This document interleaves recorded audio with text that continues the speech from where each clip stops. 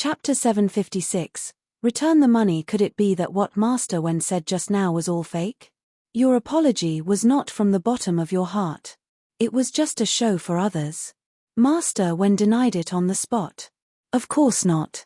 It's just that Chen Jingwen said that the 50 copper coins was his, and Liu Xiaoquan also said that it was his.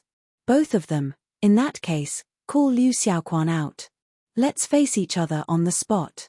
How about that? The onlookers expressed that they had not finished watching the commotion and listening to the gossip. Master Wen had to continue making a fool of himself, so they agreed. That's right.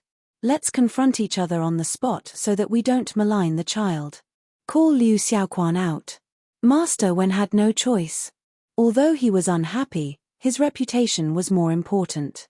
Therefore, he asked the students in the school to find Liu Xiaoquan.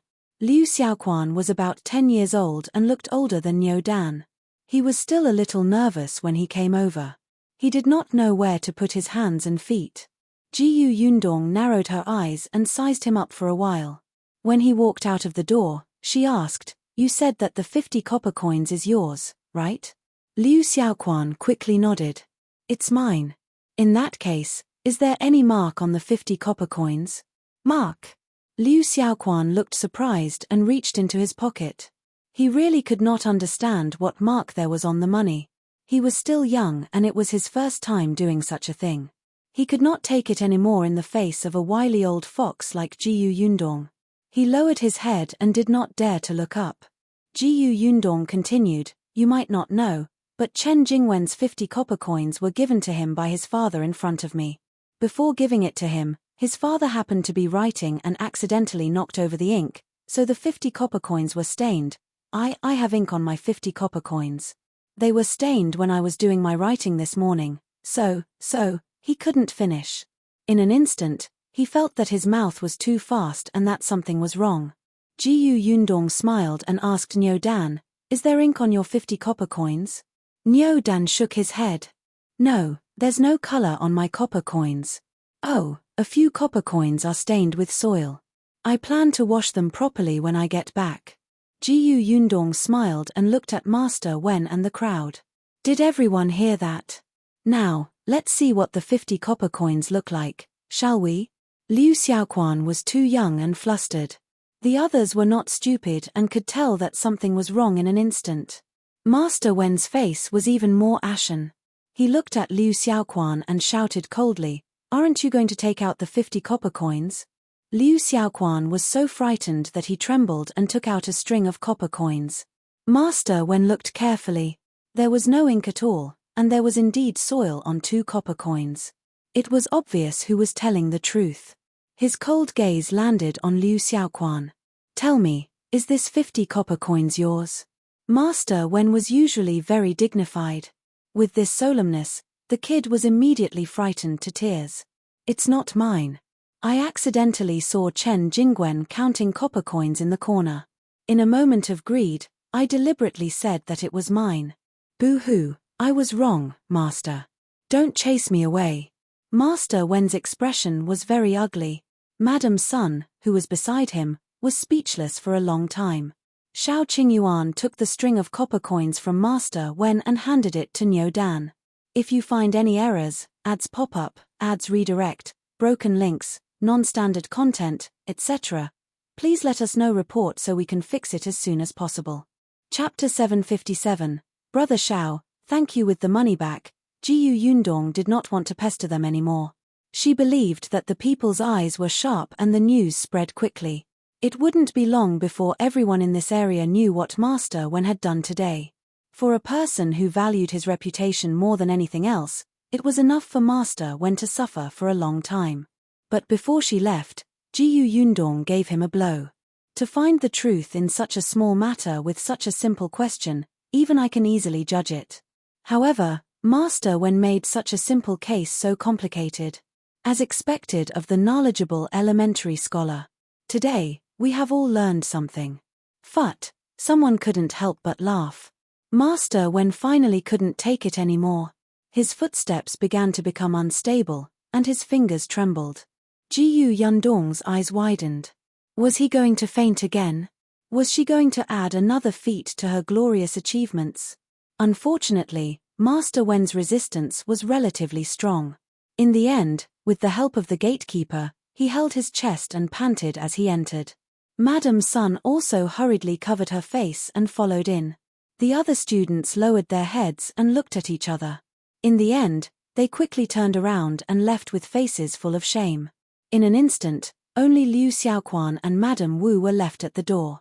It was the gatekeeper who had returned and pulled the sobbing Liu Xiaoquan in. Madame Wu stood alone at the door and was pointed at. Jiyu Yundong glanced at her.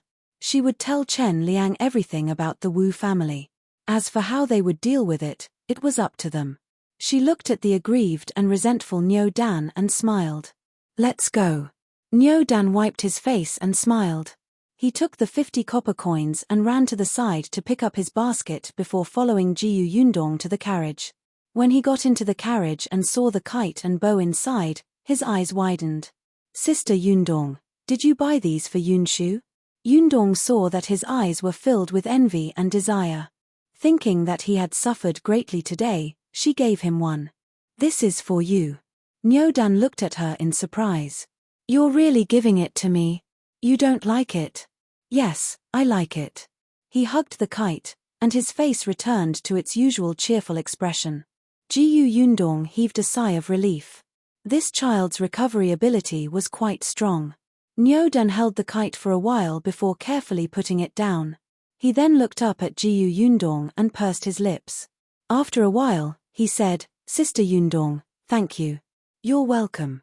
Niu Dan lifted the curtain of the carriage again and said to Shao Qingyuan, who was driving, Shao, brother Shao, thank you.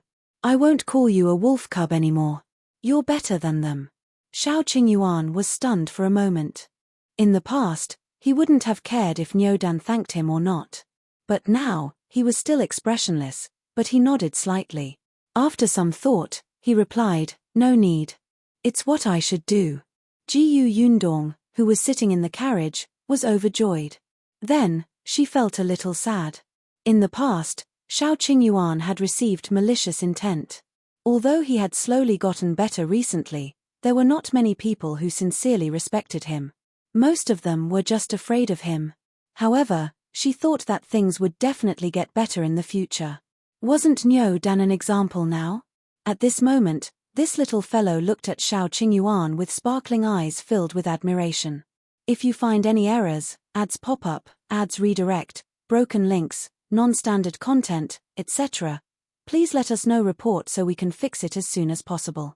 Chapter 758, I should have listened to you long ago. The three of them quickly arrived at Yongfu village in a carriage. Jiyu Yundong asked them to send Niu Dan back to the Chen family first. When the carriage stopped at the entrance of the Chen family's house, Madame Zhou was returning with a vegetable basket.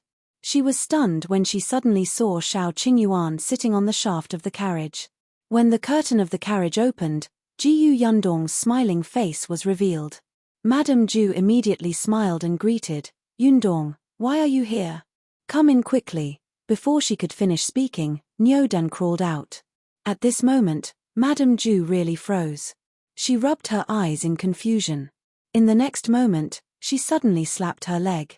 Ayo, Niu Dan, why are you back? Shouldn't you be at school during this hour? When Niu Dan saw his family, the grievance from before surged up again. He immediately ran towards him with tears in his eyes. Grandma, I'm not going to school anymore. Madame Zhou had dropped the basket in her hand. She quickly hugged him and asked, What's wrong? What's wrong? Why are you crying? Who bullied you? Tell Grandma. Grandma will deal with him. As she spoke, she hurriedly shouted inside, Old Chen, come out quickly. Something happened. Before Jiyu Yundong could say anything, Madame Zhou already had such a huge reaction. If she said anything later, the woman would probably be even angrier. However, on second thought, it made sense. If her Yunshu was chased out of the school like a thief without distinguishing between right and wrong, she would have the urge to tear down that school. Chen Liang came out very quickly. He was a little more rational than Madame Zhou.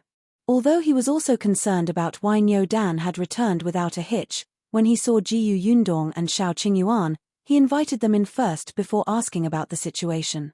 The group of people entered the central room. Madame Song, who was working at the back, also heard the sound and ran over. Yundong tried her best to explain the matter in detail in a calm voice. Before she could finish speaking, she saw Madame Zhou and Madame Song begin to wipe their tears.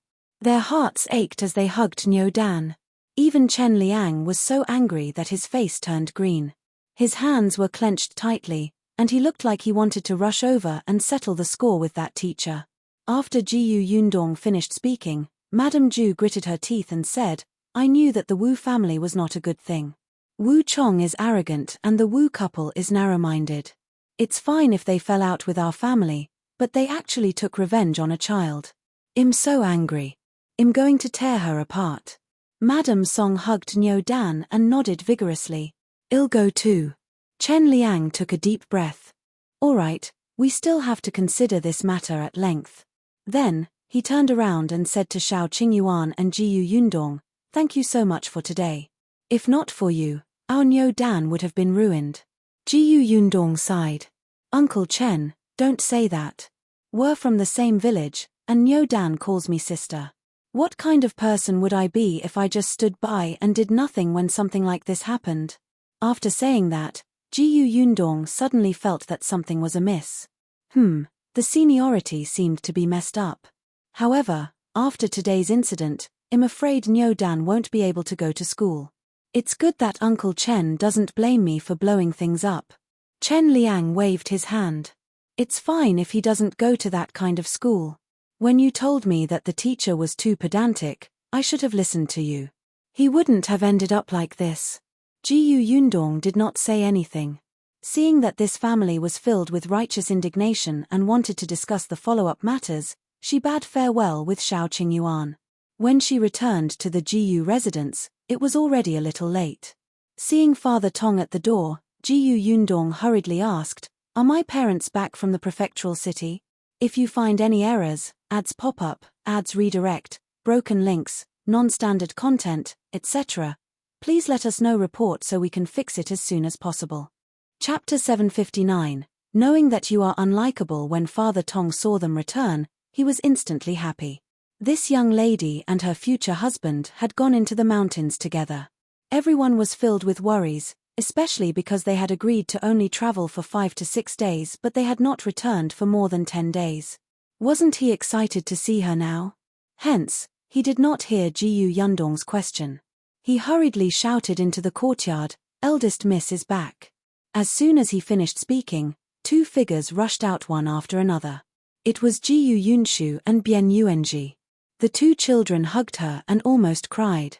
"Big sister, you're finally back. You don't know how worried we were. Cousin, are you all right?"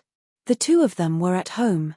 At this moment, it was time for them to be given the clothes-making vacation. Qin Wensheng's school was on vacation, and so was Tianhai Academy. Only the Wenhuo Hall that she saw today felt that there was no need to give the students the clothes-making vacation, which would waste their time. In any case, the students were from the nearby villages and towns. There was no need for them to go back and put on more clothes to ward off the cold. That was why Yundong saw Niu Dan at the entrance of that school today. She rubbed the 2 children's heads and said, "Aren't I fine?" Seeing that Yunshu snorted and her eyes were obviously filled with accusation, she quickly pointed in the direction of the carriage and said, "I brought you a gift. Go take a look." The 2 of them were stunned. They did not care about being angry with her anymore and ran to the edge of the carriage. Shao Qingyuan carried them up. The 2 of them climbed in and saw the kites inside. The 2 children's eyes lit up. They sat cross-legged in the carriage and began to choose. There were originally 4 kites, but after giving one to Niu Dan, there were only 3 left. The patterns that Yundong had chosen were all pretty. There was an eagle, a dragonfly, a butterfly, and an owl. Niu Dan took the dragonfly away. Yunshu and Yuanji felt that such a beautiful kite like the butterfly should be left for keep. Therefore, one of them chose the eagle and the other chose the owl. They were both flying birds and looked very good. After choosing the kite, the 2 children got off the carriage in satisfaction. Although Yunshu was happy, He remembered that his eldest sister had only returned after so many days, making him worried and afraid. He immediately turned his head arrogantly and snorted. "Don't think that I won't be angry anymore." "Oh," the little guy was pushing his luck. "Then will you return it to me?" "That won't do. Big sister, you're too old to play with kites anymore. You'll have to give it to me later. At that time, you have to find an excuse." "How troublesome." "Forget it, I'll accept it." Jiyu Yundong was speechless. Who said that she did not like to play with kites? She was already too old. She was only coming of age next month. Why was she already old? This little brat would definitely not be able to find a wife in the future. No wonder he blamed his father for not choosing one for him when he was young. It turned out that he knew his limits and knew that he was not likable. Jiyu Yunshu happily went in with Bian Yuanji with the kite. "Rascal." Jiyu Yundong scolded him with a smile. However, when she saw that only the two children had gone out to welcome her, it seemed that her parents had not returned. It was also strange. At this time, Tianhai Academy should already be on vacation.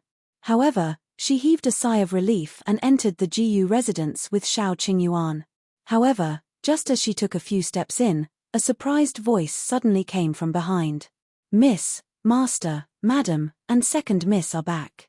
If you find any errors, ads pop up, ads redirect, broken links, non-standard content, etc., please let us know report so we can fix it as soon as possible." Chapter 760. A man among women. Jiyu Yundong stumbled and almost fell forward. Fortunately, Shao Qingyuan was quick-witted and rushed forward to support her. Jiyu Yundong looked at him and said softly, "Should I say that we're lucky or unlucky?" It was also very coincidental that they had only returned a step earlier than her parents. Shao Qingyuan laughed. "Let's go and welcome your parents." "Yeah." The two of them turned around. Yunshu and Yuanji, who had also heard the sound, rushed past them and ran to the door. When Jiyu Yundong walked out of the door, she happened to see Yunshu, Yunke, and Yuanji hugging each other tightly, as if this was the only way to express their affection for each other.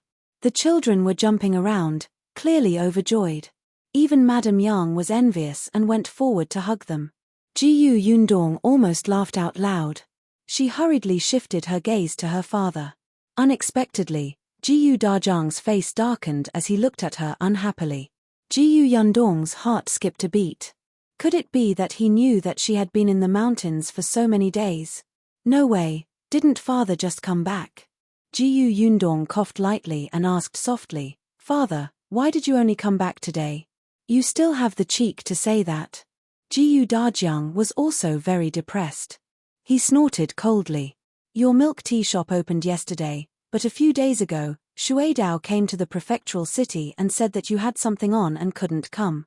Eldest Miss Nai asked me to represent you.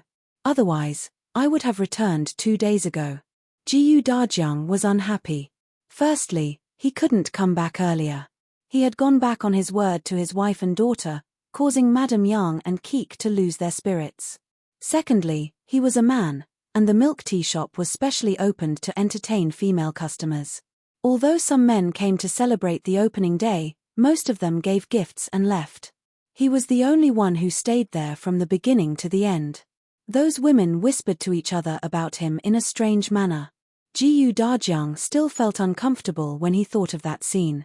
He was a man, and he didn't know where to look when he was in a place full of women. Fortunately, Madame Dai saw through his predicament and let him come back first. Only then did he heave a sigh of relief. After listening to the entire process, Jiyu Yundong could only hold back her laughter and quickly apologize to him. "Father, you've worked hard. I know that you did something that you were unhappy about for me. You're the best father in the world." Chemph. Although Jiyu Dajiang glared at her, he enjoyed what she said. He let Jiyu Yundong help him into the courtyard. After entering the courtyard and sitting down, Jiyu Yundong asked about the situation in the prefectural city. The milk tea was ready. Although Jiyu Yundong did not attend the opening ceremony, Madame Dai must have known that she had gone deep into the mountains. She had also told him about her family's matters, and briefly mentioned entering the deep mountains. Yunshu, who was at the side, glared at her while remaining silent. He did not say anything about his sister not returning home for more than 10 days. However, when Yundong mentioned the matter of Nyodan today, the little fellow finally could not take it anymore.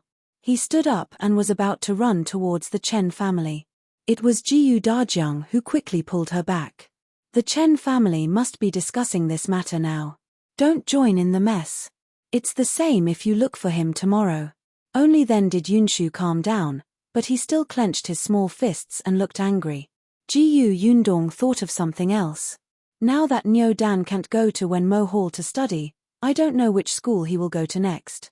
If you find any errors, ads pop up, ads redirect, broken links, non-standard content, etc., please let us know report so we can fix it as soon as possible. Chapter 761. He can go to Dongyi Academy. It was not that Yundong had not thought about Qin Wenjing. However, it was obvious that it wouldn't work. Not to mention how long Qin Wenjing would have to teach, he had more and more things to do now. He probably didn't have the energy to take in any more students. Ever since Yunshu and Yuanji entered the school, Qin Wenjing had never recruited anyone again, right? Moreover, although Yundong felt that her relationship with Qin Wenjing was quite good, she could not rely on this relationship to unscrupulously stuff students into his school. She had already stuffed 2 of them in. Between the two, Qin Wenjing had taken a fancy to Yunshu's talent, and Yundong had exchanged for Yuanji with conditions. Not on Qin Wensheng's side. As for other places, there were only 2 schools in town, and one was Wenhuo Hall. He would definitely not go there again. The other school valued money too much and demanded high tuition fees. Yundong did not like it. However, Chen Jinkei's son was studying there. This was because Chen Jinsai was a junior manager back then. In addition, his wife's family had some connections with the school, so he let his son study there. Later on, after Chen Jinsai lost his job as the town's junior manager, he had also thought of letting his son go to school after this year. However, now that he had become Gus' assistant, this thought was dispelled. Other than these 2 families, there were also a few small private schools. The teachers were not even elementary scholars. They could only teach the children to read. However, it was obvious that the Chen family sent their children to study and read because of the imperial examination. How could he be satisfied with just a few words? Forget it. These things were not something she could worry about. Chen Liang definitely knew what to do. Yundong was just about to change the topic and talk to her family about other things when she heard Yunshu tilt her head and say, "Actually, he can go to Dongyi Academy." Yundong was stunned. Dongyi Academy? I remember that the teacher of that academy brought his students to make things difficult for you, right? Yes. Yunshu nodded. But that teacher has been removed from the academy and won't be allowed to continue teaching. The dean of Dongyi Academy has also returned and even knows our teacher. He's a pretty good person. Yuanji also nodded at the side. The dean was very angry when he heard about what happened back then. Then, he reorganized the academy. A few days ago, our teacher even brought us to Dongyi Academy to discuss knowledge with those students. After the new emperor ascended the throne, the dean of Dongyi Academy went to the capital for the examination. This trip lasted for more than half a year. Later on, he was waiting for the results in the capital. Unfortunately, he still failed in the end. Therefore, when he returned to Fengkai County, a long time had passed. From what Yunshu and the others said, Dongyi Academy was actually a good choice now. If there were no such annoying teachers, with Dongyi Academy's reputation in the county city, it was indeed a good choice. Well, in that case, she could give the village chief a suggestion. As for whether to accept it or not, it was up to them. With this thought in mind, Yundong stopped talking about this matter. She wanted to ask about the milk tea shop, but seeing that it was getting late and everyone had been on the road for the entire day, she let everyone go back to their rooms to rest early. The next morning, Yunshu and Yuanji hurriedly got up and brought Yunke, who was also awake, to look for Nyodan. However, when the 2 of them ran to Nyodan's house, they saw that the door was tightly shut. There seemed to be no one in the Chen family. If you find any errors, ads pop up, ads redirect, broken links, non-standard content, etc., please let us know report so we can fix it as soon as possible. Chapter 762. Seeking justice, Yunshu ran to her neighbor's house to ask around and found out that the Chen family had gone to town. Chen Liang and Madame Zhou were not the only ones. Even Chen Jinbao went to the Jiyu residence early in the morning to apply for leave from Tong'an. He followed his parents and went to seek justice for Niu Dan angrily. Yunshu and the others could only run back. Jiyu Yundong was not surprised. The Chen family doted on their two grandsons very much. Even though Chen Liang, the village chief, maintained his dignity with a dark expression all day, how could he sit still after seeing his precious grandson suffer so much? Jiyu Yundong asked around and heard that it was not just the Chen family. Chen Liang also brought a few young men from the village with him. They looked like they were going to cause trouble. Jiyu Yundong was not worried, but Yunshu was a little disappointed. He did not see Niu Dan, so he could not join him in the crusade against those bad guys. However, when he saw Yunke come out with his little butterfly kite, he instantly perked up again. Then, he hurriedly ran back to his room and took out his owl kite. Let's compete and see whose kite flies the highest. How about that? Yunke ran over. It must be my butterfly. Then let's go to the barnyard. Yuanji was also excited. The three of them took the 3 kites and went out. It was autumn today, and the wind was blowing. It was very suitable for kite flying. They ran out of the door in a hurry and went to the Zheng family's house, pulling Zheng Jiao, Zheng Yu, and Zheng Le away. There were 6 people and 3 kites. 2 people and 1 kite.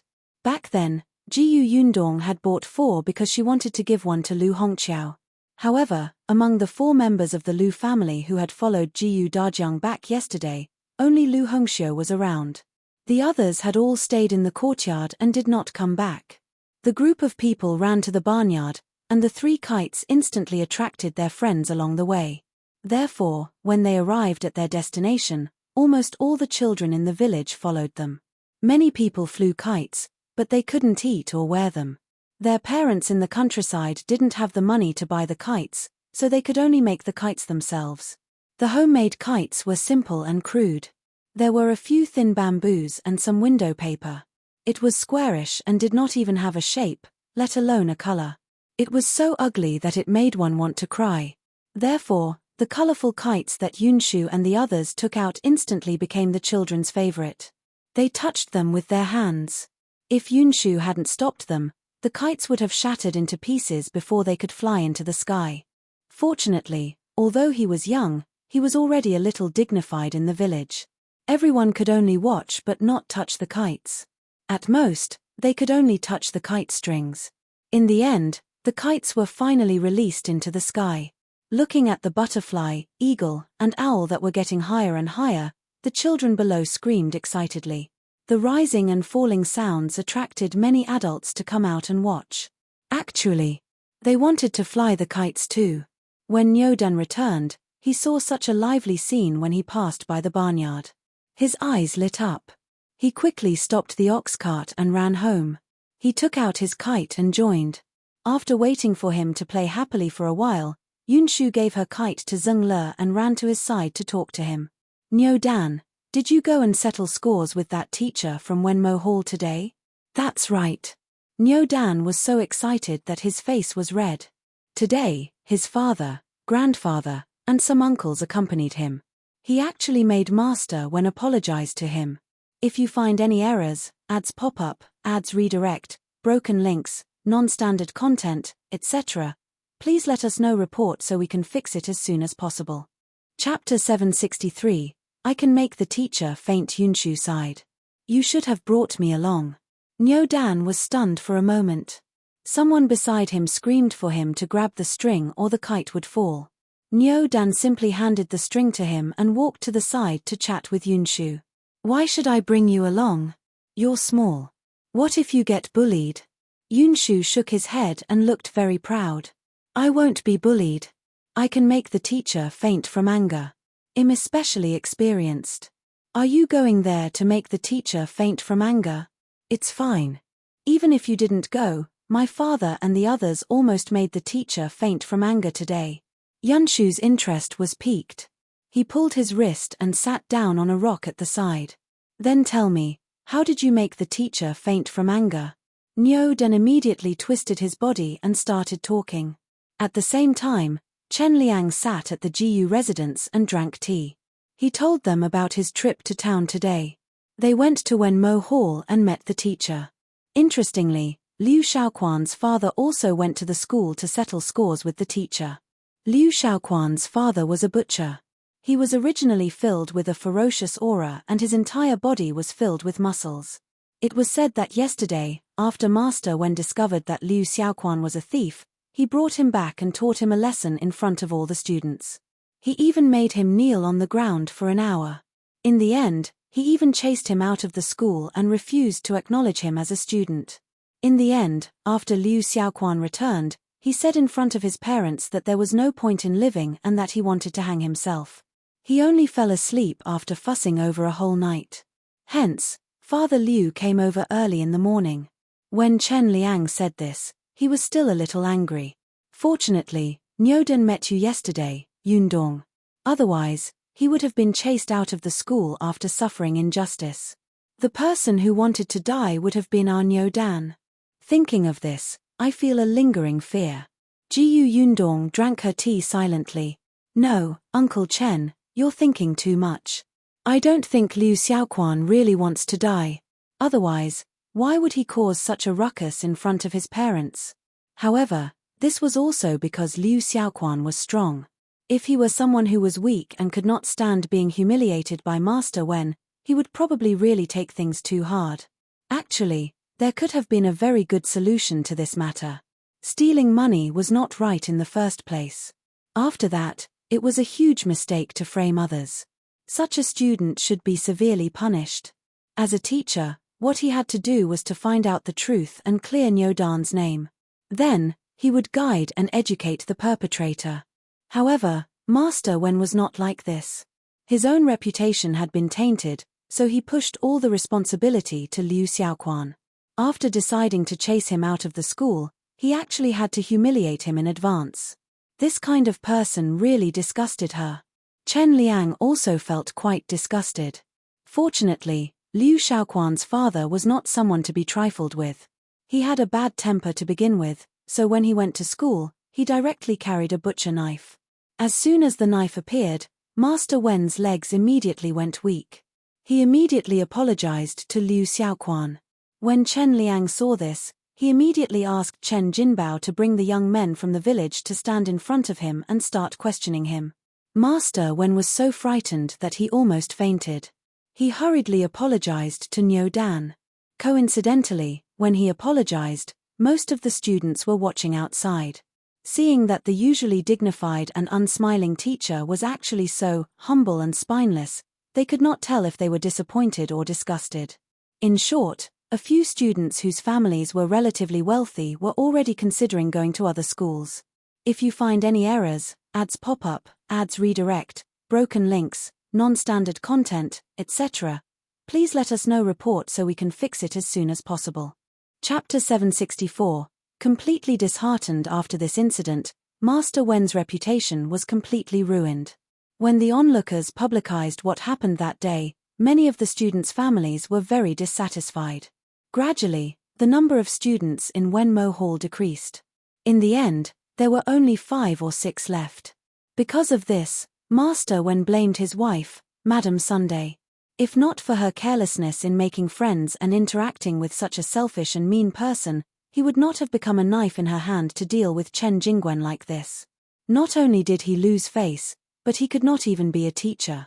Madame Sun felt even more bitter in her heart. She hated Madame Wu so much that she gritted her teeth. She had said a lot of bad things about her outside, and it could be considered that she had completely fallen out with her. Chen Liang's family even got teacher Wen to refund Niudan's tuition fees before leaving the school with a cold snort. When Father Liu saw Niudan, he wanted to settle scores with him. After all, Niudan was one of the people who had caused his son to seek death. However, the Chen family had many people. Just standing there made people's hearts beat like drums. Hence, he could only forget about it and leave angrily with his son. After Chen Liang and the others came out of Wenhuo Hall, they went to the Wu family. They had not forgotten that the culprit was Madame Wu. However, The Wu family had guessed that they would come to them, so they didn't come. Chen Yulon was the only one left to deal with them. Chen Yulon was still speaking up for Madame Wu. She even hinted that Niu Dan might really be dirty. Chen Liang had completely given up on her. In the past, he might have wanted to interact less with her, but now, he had completely cut ties with her. Just take it that he had let his brother, Chen Tian, down. He would not acknowledge this niece. When Chen Liang told Jiyu Yundong about this, he was still a little dispirited. He couldn't figure out why things had turned out this way. Chen Yulon, who had married someone else, seemed to have become a completely different person. What could Jiyu Yundong say? It was not that she had become a different person, but that she had always been selfish. It was just that she could not pretend anymore and was exposed. However, when she saw Chen Liang's dejected expression, she comforted him in the end. It's good to see it clearly as soon as possible so that she won't bring even greater calamity to the Chen family in the future. Uncle Chen, don't be too sad. At least you've let Niu Dan off today. Chen Liang nodded. Yes, seeing that teacher apologize to Niu Dan, I feel much better here. As he spoke, he began to hesitate, as if he had something to say and was embarrassed. Jiyu Yundong asked curiously, what's wrong? Is Uncle Chen in a difficult position? Yes, it's like this. Uncle Chen rubbed his hands and said, Niu Dan can't study at Wenhuo Hall in the future. I don't know where he should go in the future. Last time, you said that you knew all the schools in Feng County. Which school do you think is the best? Uncle Chen did not listen to Jiyu Yundong last time. Now, he really regretted it. He was the village chief. In the past, he had thought that he was someone who had seen the world in this village. But now, compared to Jiyu Yundong, who had traveled everywhere and visited so many prefectures, he was just a country bumpkin. So he wanted to hear what she meant. Jiyu Yundong was about to talk him about this, but before she could say anything, Yunshu came in with Niu Dan and the others. When he heard this, Niu Dan immediately shouted with an intense reaction, I'm not going to study anymore. Everyone was stunned and turned to look at him. If you find any errors, ads pop up, ads redirect, broken links, non-standard content, etc., please let us know report so we can fix it as soon as possible. Chapter 765. Why don't you want to go? Uncle Chen was the first to react. He immediately scolded, what do you mean by not studying anymore? Don't spout nonsense. You know how many children in this village don't even have the chance to study. You can only sit there and study obediently because your parents are promising. But you actually don't cherish it. He was right. How difficult was studying these days? Although he was the village chief, it was also very difficult for him to provide for his two grandsons to study. However, he knew the benefits of knowledge. As long as his grandson could become an elementary scholar or high scholar, it could change their life. That was why he had shamelessly come to the Jiyu family today and carefully asked about the school. Chen Liang even had some hidden thoughts in his heart. He had seen Qin Wenjing before. Although he did not know his exact identity, he could tell from the man's aura that he was definitely not an ordinary person, especially since Yunshu and Yuanji were both studying at his place. They had been in school for less time than Niu Dan, but they had learned more than Niu Dan. It was said that they even had to learn how to ride horses and shoot arrows. That school was much more awesome than that Wenhuo Academy. Who wouldn't want to go to such a good school? However, he had also asked around. Teacher Qin had strict requirements for accepting students. It depended on talent and fate. Actually, he also knew that the hope was slim, but Qin Wenjing and Jiyu Yundong had a good relationship, so he still wanted to give it a try. Perhaps he would succeed. However, he did not expect his grandson to be unwilling to go to school. Previously, Chen Liang had fainted from anger. Now, he had almost fainted from anger because of his grandson. However, Niu Dan's face was flushed red. His small hands were clenched tightly, and he looked very agitated and resistant.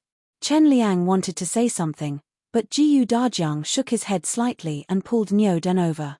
He wasn't familiar with Niu Dan, but from what his son often said, he quite liked this enthusiastic and energetic little fellow. He asked gently in a low voice, "Why don't you want to study anymore? It's not good to study at all. I'm unhappy and can't go home. The teacher doesn't let us play. Even if we have time to rest, we have to sit in our seats and read. We can't be in the toilet for the time of more than half a cup of tea. I feel uncomfortable. I feel like I can't breathe. Niu Dan's expression became pained as he spoke. Jiyu Yundong understood that Niu Dan had developed a distaste for learning. Moreover, this phenomenon had not happened for a day or two. He must have felt suffocated under the pressure of the literary master. As expected, Master Wen was not suitable to be a master. However, Chen Liang was completely stunned and did not understand. Isn't this how studying is? Which student doesn't study hard day and night? The ancients even had their heads hanging from beams and their butts sitting on thorns. They wished they could sit in front of their desks 24 hours a day. Why do you feel uncomfortable? Jiyu Yundong and Jiyu Dajiang looked at each other. This was a generation gap. Chen Liang had never studied before, so he couldn't empathize with his grandson, but Jiyu Dajiang knew. He gave Jiyu Yundong a look, and the latter left with Niu Dan, who was about to protest, and Yunshu, who was frowning as if he was thinking about something. Only Jiyu Dajiang and Chen Liang were left in the central room. Chen Liang was still frowning. Jiyu Dajiang poured him a glass of water before saying slowly, "Village chief, I can understand your hopes for the child, but we have to understand that Niu Dan is only 8 years old this year. He's still young and doesn't have enough willpower to begin with. Let alone the child, even I can't do it. If you find any errors, ads pop up, ads redirect, broken links, non-standard content, etc., please let us know report so we can fix it as soon as possible." Chapter 766, Jiyu Dajiang's Persuasion. Chen Liang frowned even more.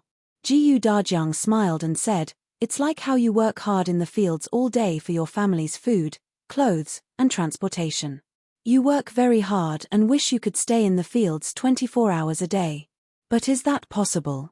If you don't come back to rest when the weather is hot, you will suffer from heat stroke. If you work for too long, you will be tired. The hoe in your hand might even hit your toes, right? It's the same for reading. If a person doesn't rest and reads all day, his eyes won't be able to take it. His thoughts will be chaotic for a long time and he won't be able to learn at all. The appropriate rest is for better work or learning in the future. Don't you think so? If you force students to read and write, it will backfire." With this explanation, Chen Liang felt much easier to understand. He looked at Jiyu Dajiang and asked in a low voice, "I heard that you're studying at Tianhai Academy now. Is it the same for your academy?" Of course, the Tianhai Academy is even more relaxed. The teacher will stop after teaching a certain amount of knowledge, leaving time for you to think and interpret. If you don't understand, you can ask the teacher. If you already understand, you can read books yourself, or practice calligraphy, or draw, play chess, or even go back to the dormitory to rest in advance. At their age, the most important thing was self-awareness. Oh my God, you can do that. This was the first time Chen Liang had heard of such a teaching method. In the past, he only knew that those students stayed at home every day and did not even go out. They only knew how to read books. Their family did not dare to speak loudly at home and they read until midnight every day. In the end, he was still too ignorant. Jiyu Dajiang smiled. "Village chief, it's not only our Tianhai Academy. Yunshu's school is relatively relaxed. Why don't you ask him?" Chen Liang was stunned. In that case, does it mean that the teacher from Wenhuo Hall doesn't know how to teach? At least in some aspects, he really didn't do well.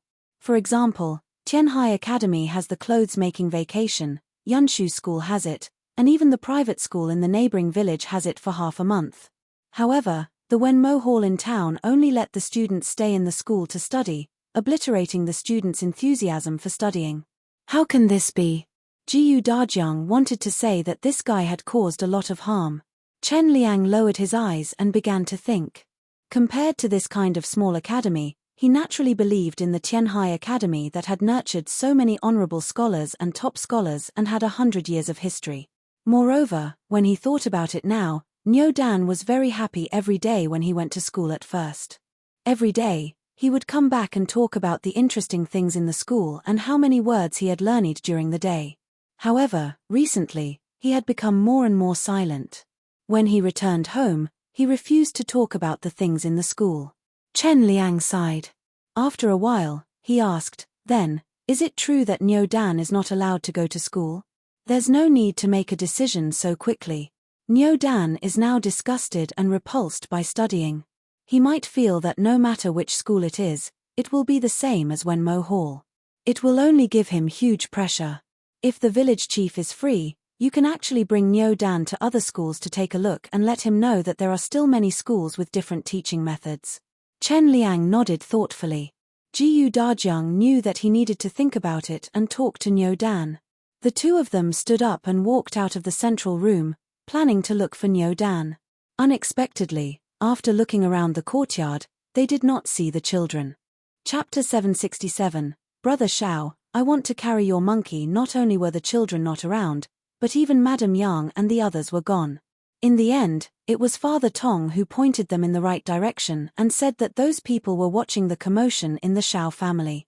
Dajiang and Chen Liang looked at each other before walking towards the Shao family. As soon as they passed the door, they heard familiar and tender voices. From time to time, there were claps and cheers.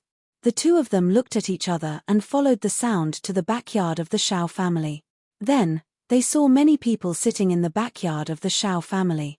Yundong, Madame Yang, Yunshu, Yuanji, Niu Dan, the three Zheng siblings, Maro, and even Tong Shuidao and Shuirong had come to join in the fun. Standing straight in the middle of the courtyard was Shao Qingyuan. He held a bow in his hand and drew an arrow from his quiver with his right hand. Then, he raised it slightly and straightened the bow. The arrow was narked to the bowstring and aimed at a target on the other side of the courtyard. The target was a little simple, but the stake was deeply embedded in the ground, waiting there. Shao Qingyuan stretched out his arm, drew the bow, and aimed. Then, he loosened his fingertips slightly. The arrow swooshed and shot towards the center bullseye. Buzz! The tail of the arrow trembled slightly and let out a joyful cry.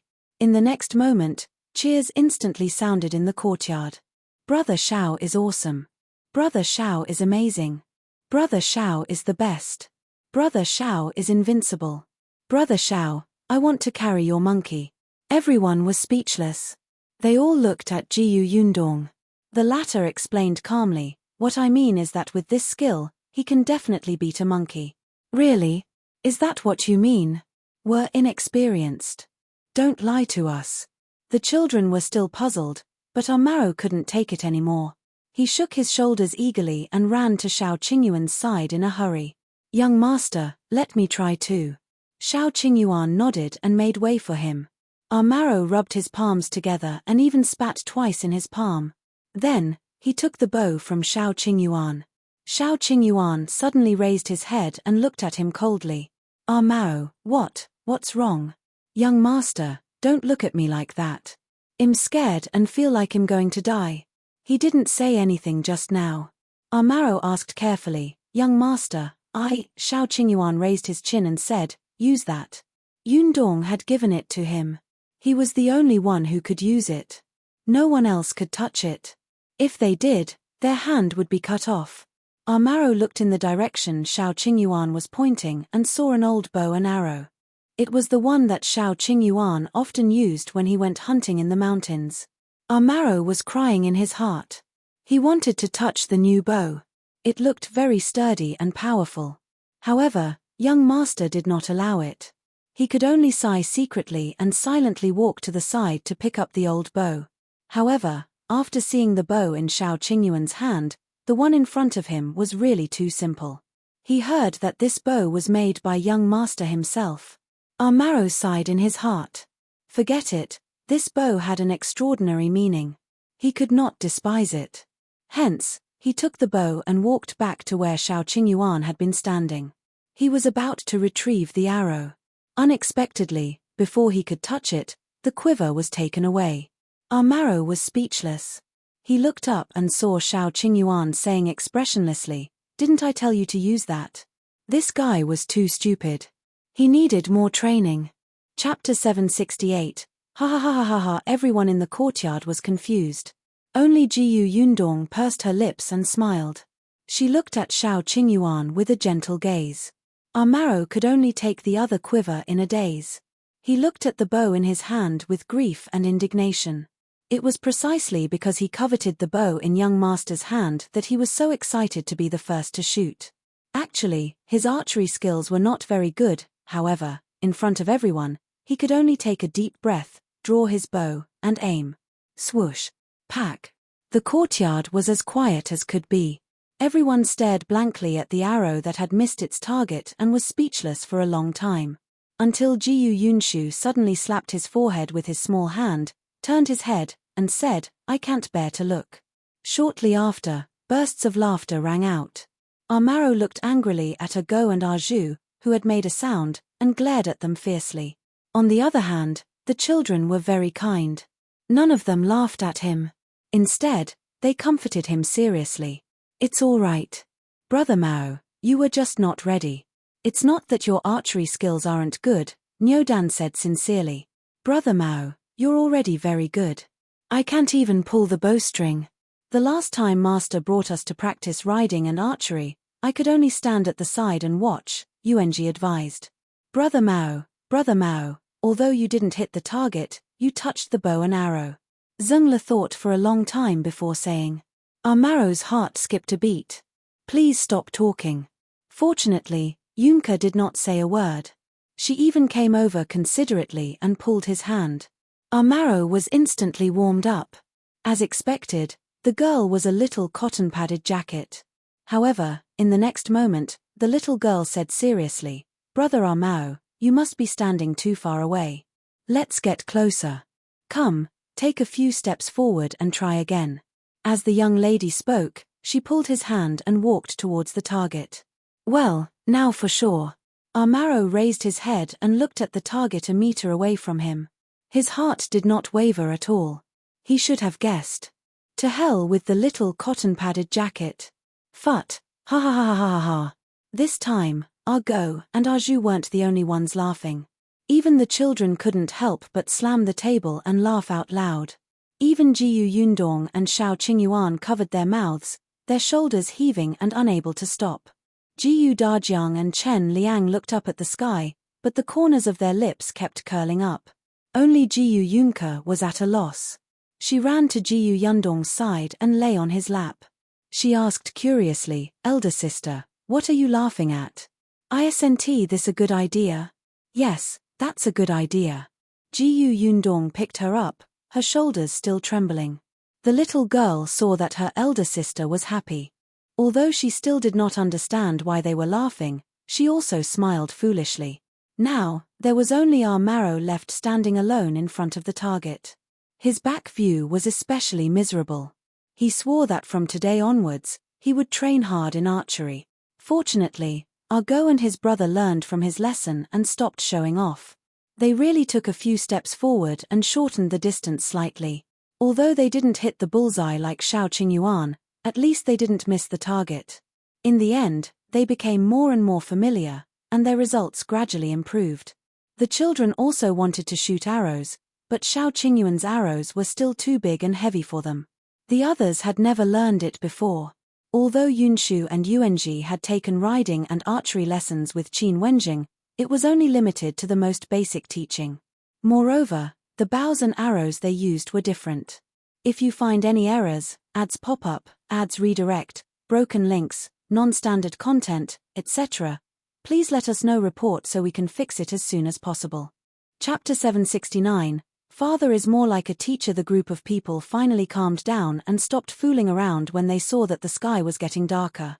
When everyone turned around, they realized that Jiyu Dajiang and Chen Liang had been standing in the corner for a long time. When Jiyu Yundong saw Chen Liang, she still said, "Uncle Chen, Nyodan has developed a dislike of studying, so there's no hurry to go to school. We have to take it slow." "I know." Chen Liang sighed. "Your father and I talked a lot. I also know that I was too careless in the past and didn't realize that he was unhappy. I'm glad you understand." Chen Liang was very grateful to Jiyu Yundong and his father. When he saw that his grandson was still smiling happily, his heart ached. He held his hand and went home. The Jiyu family had also gone back. Shao Qingyuan wanted to follow them for a meal. Unfortunately, Dajiang was back. He had to restrain himself. Yundong walked to Dajiang's side and whispered, "Father, what did you say to Uncle Chen?" He seemed to be thinking very seriously. "Nothing much." Dajiang thought for a moment. "I just gave him an example. By the way, I think Niu Dan has a deep misunderstanding of school. It just so happens that Yunshu is on vacation at home during this period of time. Let him talk to Niu Dan." "I know." Yundong nodded. "Father, I realized that you are more like a teacher than that teacher from Wenhuo Hall." As soon as she finished speaking, she was pulled into the room by Yunke. On the other hand, Dajiang suddenly stopped in his tracks. Teacher? Was he more like a teacher? In the following days, Yunshu indeed looked for Niu Dan to play with every day. When he was no longer so against school, Chen Liang brought him to the private school in the neighboring village. He even brought him to the county city's Dongyi Academy. However, the academy was on holiday now and there were not many students in the school. However, there were also some students and teachers who did not go home and continued to study in the academy. Originally, the academy did not allow visitors to enter, but Yunshu had been to Dongyi Academy twice and knew a few people inside. It was still easy for him to bring Niu Dan in. This way, Niu Dan finally slowly untied the knot in his heart and knew that he was narrow-minded. He began to slowly like the atmosphere of the school again, especially Dongyi Academy. He felt that he would be very happy to study here. The Chen family heaved a sigh of relief and began to prepare to bring Niu Dan to Dongyi Academy to attend school after the clothes leave. At the same time, Yunshu didn't forget that Keek's birthday was coming up. He entered the kitchen even more frequently. Yundong thought that since she had given Yunshu a surprise last time, she would change her method this time. Hence, she hugged the little girl and asked her directly, "Keek, it's almost your birthday. Have you thought of what you want? Tell me, it'll satisfy you." The little girl was stunned and her eyes lit up. "Really? Yes, what do you want to eat and play?" The little girl hugged her neck, then looked up at the sky and said, I want to become a fairy and run to the moon. I heard that there's goddess change on the moon. She has a little rabbit. I want to try goddess change's mooncake and see if it's delicious. I can bring it down for you to eat." Yundong was speechless. She said with difficulty, "Anything else? This is too difficult." The little girl was a little disappointed, but after thinking about it, it made sense. She heard that to become a fairy, one had to go through many hardships. She was still too young, so the hardships were definitely not enough. If you find any errors, ads pop up, ads redirect, broken links, non-standard content, etc., please let us know report so we can fix it as soon as possible. Chapter 770, Birthday Wish. However, in the next moment, the little girl's eyes lit up again and she said, "I got it. Tell me, I want to grow up tomorrow. This way, I can make so many delicious foods that you can taste and praise me for." Hee. As she spoke, her face began to fill with yearning. The young lady's goal was already very clear. She liked to eat and cook. In the future, she would become as powerful as her sister and make many different things that she had never seen before to let everyone know how powerful she was. The little girl was thinking happily, but when she looked up, she realized that her eldest sister had a constipated expression. Even her parents and brothers, who were also listening attentively, were secretly covering their mouths and laughing. The young lady was instantly angry. She sat in Yundong's arms and put her hands on her fat waist. "Don't laugh. I can make it. I can make delicious food and slap your faces." Dajiang was overjoyed as he carried her over. All right. We won't laugh. Keek will definitely make the best food in the future. But Keek, if you want to become an adult tomorrow, we can't do anything about it. Think of other wishes that we can help you fulfill, okay? Dajiang was happy. In the past, when he was in the family, be it Yundong or Yunshu, they were exceptionally sensible at a young age. Such naive words would never come out of their mouths. Even if they wanted to eat corn and sweet potatoes, they would only secretly think about it in their hearts. They watched eagerly and did not dare to bring it up. However, Now that she had developed such a personality, it meant that his family's life was really good. They no longer had to be careful at such a young age and say whatever they wanted. Dajiang felt bitter and complicated as he looked at his eldest daughter, who had changed everything. However, Yundong had a conflicted expression. She was too naive. A child's dream could not be on the same level as an adult's. She should not have been too confident. After thinking for a while, she could only say to the little girl, "Why don't you tell me something I can do? You can tell me 3 wishes, 3. The little girl began to rack her brains. Something that big sister can do? But in her heart, big sister could do anything. Yunshu squatted beside Dajiang and held her small hand as she said, "For example, you can eat a few more candies during your birthday. For example, if you want big sister to sing for you." Before he could finish speaking, he was hit on the head. He turned his head and looked at Yundong sadly. The latter glared at him. "Sing my ass. You're the one who wants to hear it, aren't you?" Yuanji also suggested, "Keek, you can also get a new set of clothes." Dajiang also said, "Or we can have a big meal." Madame Yang nodded crazily. "This is good. Keek, have a big meal. You like it." The little girl twisted her little head and turned around on everyone's face, as if she was thinking. After a long time, he finally nodded solemnly. "I got it." Everyone looked at her expectantly. "Firstly, I want to eat cake." As she spoke, she could not help but swallow her saliva. She had eaten it on second brother's birthday last time. It was delicious. After that, big sister stopped making it. She said that it was not easy to make and she did not have time. "All right." Yundong agreed and heaved a sigh of relief. At least she was not going to the sky or down the ground. "When the time comes, not only will there be cake, but I will also make something else for you like your second brother." The little girl nodded vigorously. "I also want to invite my friends. If you find any errors, ads pop up, ads redirect, broken links, non-standard content, etc., please let us know report so we can fix it as soon as possible." Chapter 771, Family Shopping. Yundong rubbed her head and nodded. "What about the second one?" "The second one?" The little girl's round eyes looked around, and everyone looked puzzled. "Soon," she said, "I want to visit the county city. Our family together." Yundong was stunned. The family visiting the county? She looked at the young lady's expectant expression. Speaking of which, Keek really didn't go shopping often. At most, she would sit in the carriage and lift the curtain to look outside. This was something that only happened when Yundong was at home. If she was not at home, no one would dare to take her out on the streets. However, every time, she would look at the bustling streets outside in surprise. She might have gone on the streets twice after going to the prefectural city, but she had never been with her family. Yundong immediately agreed. "All right, what about the third one?" This time, the little girl was silent for a long time. She frowned and thought hard. She felt like smoke was coming out of her head, but she did not come up with anything. Finally she shook her head. "I haven't decided." "All right, well, talk about it after Keek has thought it through." The little girl nodded vigorously and began to look forward to her birthday. When that day came, Yundong indeed started preparing food early in the morning.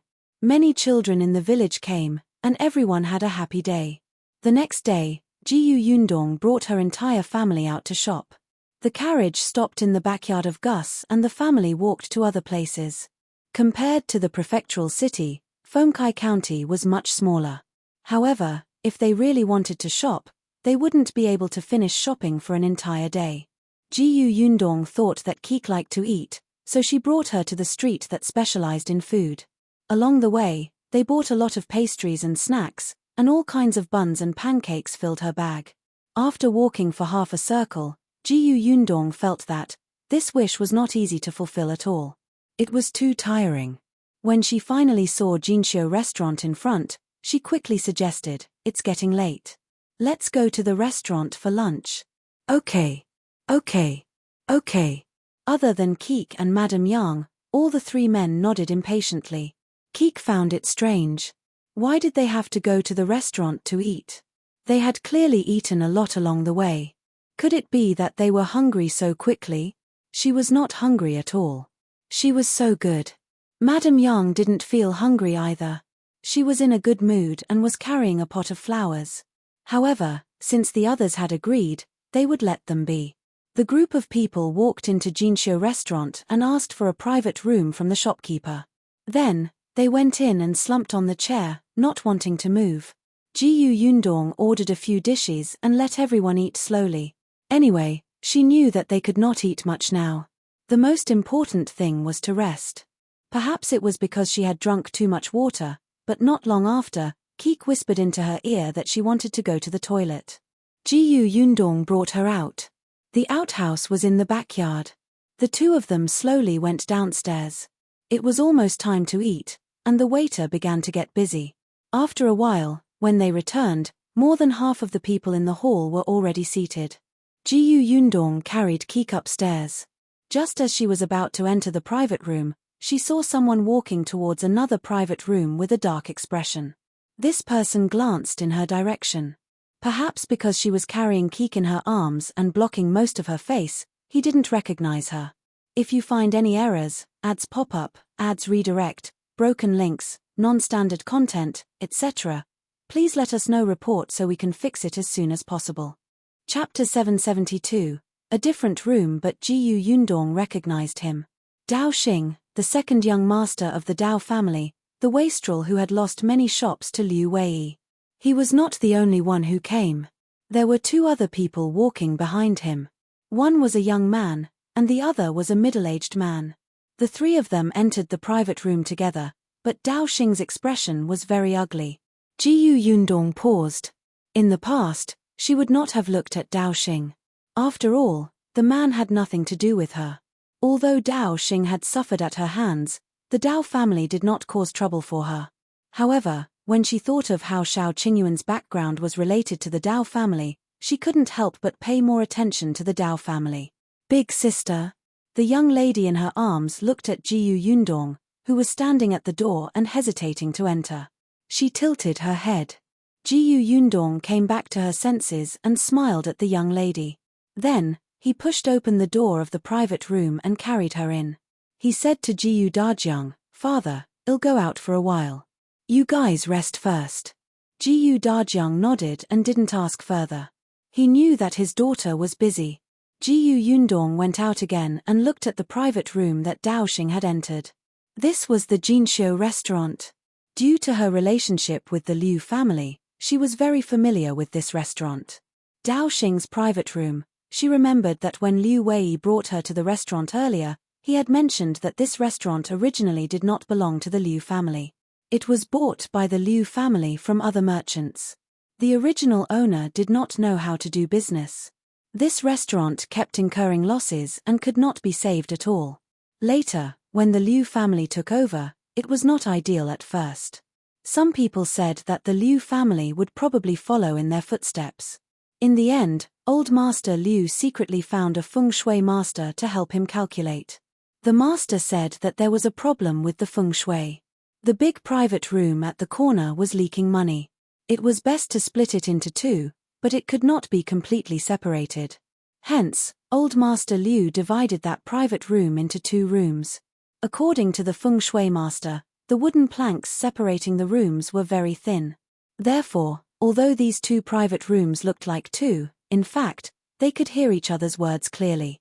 Other than the few people from the Liu family and the manager of the restaurant, no one else knew about this. However, old Master Liu was a strict businessman. The two private rooms had always been used as one private room. As long as one private room had a guest, the other private room would not receive guests. As for why Liu Wei told her, it was because there was a time when she wanted to sit in that corner private room, but Liu Wei didn't let her. He had a strange expression on his face. One moment, he said that there were guests in that private room, and the next moment, he said that there weren't. He contradicted himself and gave himself away, and then she tricked him. Coincidentally, Dao Xing entered the room today. Yundong smiled and walked to the door of the private room. She looked around and did not see the waiter and shopkeeper. He quietly pushed the door open and walked in. Then, He locked the door from the inside. Then, she tiptoed to the wooden wall separating the private room and pressed her ear against it. In the end, there was still a layer between them. The voice on the other end was a little blurry. After a while, Daoxing and the other two seemed to hear the waiter bringing the dishes over. Except for the waiter reporting the dishes, they didn't say anything. It was not until the waiter finished serving the dishes and left after saying, "Please enjoy your meal, sir." When the door of the private room was closed, one of the voices could be heard. "Second young master, don't be too angry. There's always a solution." The voice sounded a little low. It should be the middle-aged man speaking. "If you find any errors, ads pop up, ads redirect, broken links, non-standard content, etc., please let us know report so we can fix it as soon as possible." Chapter 773, Shocking news then, Daoxing said angrily, "How can I not be angry? My brother is deliberately trying to kill me. He dug out all my secrets and placed them in front of my father and grandmother. I really want to kill him." The middle-aged man comforted him. "No matter how much eldest young master does, it's useless. In old master and old madam's hearts, second young master is still more important." "That's right. Eldest young master made so many preparations this time. The evidence was right in front of old master and old madam. Didn't old master just reprimand you a little? Eldest young master did nothing." The young man also said. Dao Feng, the eldest young master of the Dao family, was completely disregarded in his words. There was only disdain. But Daoxing slammed the table, scaring Jiyu Yundong so much that she almost knocked her head on the wooden wall. "Reprimand? My father took back all the things I'm doing. I don't have any power now. How can this be called useless? Second young master, there's no need to be anxious. Old master is just doing it for eldest young master to see. In at most 3 months, second young master will be able to regain control," the middle-aged man said. Daoxing sneered. 3 months is long enough. When I take over, who knows what my brother will do? I really regret not finding more people to snatch those jars of wine. Jiyu Yundong's expression changed. Snatch? Were those men in black sent by Daoxing? Was the man they met in Anbei town colluding with Daoxing? Damn it. It turned out that not only did this scourge want to rob them, but he also wanted to kill them. Jiyu Yundong tugged her fingers slightly and suppressed her anger. She continued to listen. The middle-aged man's voice continued, "Eldest young master is scheming. It's useless even if we find a few more people. Who would have thought that the escort was just a bait and there were no wine jars in the carriage at all? I wonder who eldest young master found to transport those jars of wine and the things under the jars. Was there something under the wine jars back then?" Jiyu Yundong frowned. Back then, they had indeed opened the wine jar, but the color of the wine in the jar was a little dark. She did not know if there was anything under it, so she was really not sure. It seemed like he had used the escort agency to secretly transport something that was worth more than the 4 jars of wine. Daoxing snorted coldly. "No matter how scheming he is, he wouldn't have guessed that my father had placed something in the wine jars. Why would he specially change the team just for those 4 jars of wine? I think those people didn't put in enough effort. They ran away because they couldn't beat a few escorts and even found an excuse. I shouldn't have hired them back then. I could have found a few robbers who were better than them. At this point, it's useless to say all this. The eldest young master has completed that task. The 4 jars of wine have been sent to the Qingyuan Prefecture. If we want to frame the eldest young master, we have to find another way." Daoxing was very frustrated. "What other way can I find? I have nothing to do now. I don't have the power to do anything." "You can't say that." The young man suddenly laughed and said mysteriously, "Second young master, I've recently heard of something. It's just nice that you can take advantage of the fact that you have nothing to do in the next 3 months to investigate properly. Perhaps you can completely overthrow eldest young master and make him have no chance to make a comeback." Daoxing and the middle-aged man looked at each other with interest. "What is it?" "If you find any errors, ads pop up, ads redirect, broken links, non-standard content, etc., please let us know report so we can fix it as soon as possible." Chapter 774, Dao Feng is looking for Shao Qingyuan reading N novel cool. Lease I heard that eldest young master is looking for third young master. Dao Xing and the middle-aged man were surprised. Even Jiyu Yundong was shocked. Dao Feng was looking for third young master, or Shao Qingyuan. That's impossible. Dao Xing was the first to deny it. He has the guts to look for that jinx. No one in the entire Dao family dares to mention this. If he finds the guy, grandmother will chase him out of the family without us. Therefore, eldest young master's actions were very secretive, the young man said with a smile. Actually, eldest young master hasn't started looking for him recently. He already started searching for him half a year ago, but the commotion was too small, so no one knew about it. That's why I heard about it recently. Dao Xing was excited when he heard that. Alright, I haven't done anything, but he's already courting death. Just let him go and look for him. I'll see what he can do when he finds him. Jiyu Yundong did not look good. Dao Feng was looking for Shao Qingyuan. Dao Xing would definitely keep an eye on him. By then, the Dao family would know. Shao Qingyuan's troubles would follow. At that moment, Jiyu Yundong really wanted to rush over and beat Dao Xing to death. After that, Dao Xing and the others talked about something. Jiyu Yundong started to listen intermittently. It seemed that they had found Dao Feng's weakness. Dao Xing's mood finally improved, and he no longer cared about his power. She slowly sat on the stool and continued to listen to the conversation in the private room while thinking about why Dao Feng was looking for Shao Qingyuan. Dao Feng should have known about this younger brother long ago. Then, what was his attitude towards this younger brother? Was it because they were from the same mother, and as the eldest brother, he wanted to regain the kinship and responsibility for his younger brother? Or was it that he, like the rest of the Dao family, also felt that his third brother was a jinx who caused his mother to die and his status in the Dao family to not be high? Or maybe, he was fighting alone and needed an ally. Jiyu Yundong thought for a long time, but she could not tell what Dao Feng was thinking. The only thing she was sure of was that it would be troublesome. If he started looking for Shao Qingyuan, it would definitely be very troublesome. Jiyu Yundong pursed her lips. She had to discuss this with Shao Qingyuan as soon as possible. Not long after Dao Xing and the other two finished eating, they left. Jiyu Yundong then got up, rubbed her stiff limbs, and walked out of the private room. The waiter from Jinxiu restaurant happened to go upstairs to clean up the plates. When he saw her coming out from next door, his expression changed. Why was Lady Jiyu here? The waiter did not dare to ask and hurriedly explained the situation to the shopkeeper. The shopkeeper knew that Miss Jiyu had a good relationship with his young master and also knew about the grudge between her and the Dao family. After hearing this, he more or less guessed something. He asked the waiter to keep it quiet and only found an opportunity to tell Old Master Liu. When Old Master Liu heard this, he knew that the Jiyu girl must have known about the problem with the private room. He did not say anything and pretended that he did not know.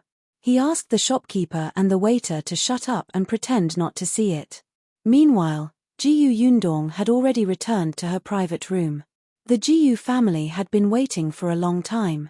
Keek even sat in Jiyu Dajiang's arms and nodded her head as if she was about to fall asleep.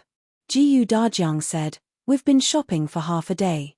I think everyone is tired. It's not early either. Let's go home first." The girl in his arms nodded. Let's go home. After all, she was still young.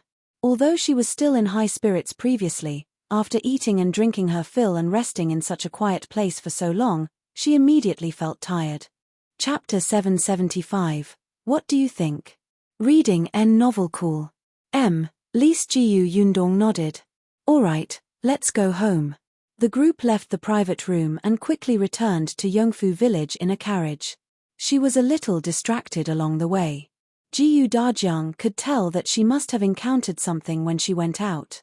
He wanted to ask, but the carriage was filled with children. He had to wait until they reached home.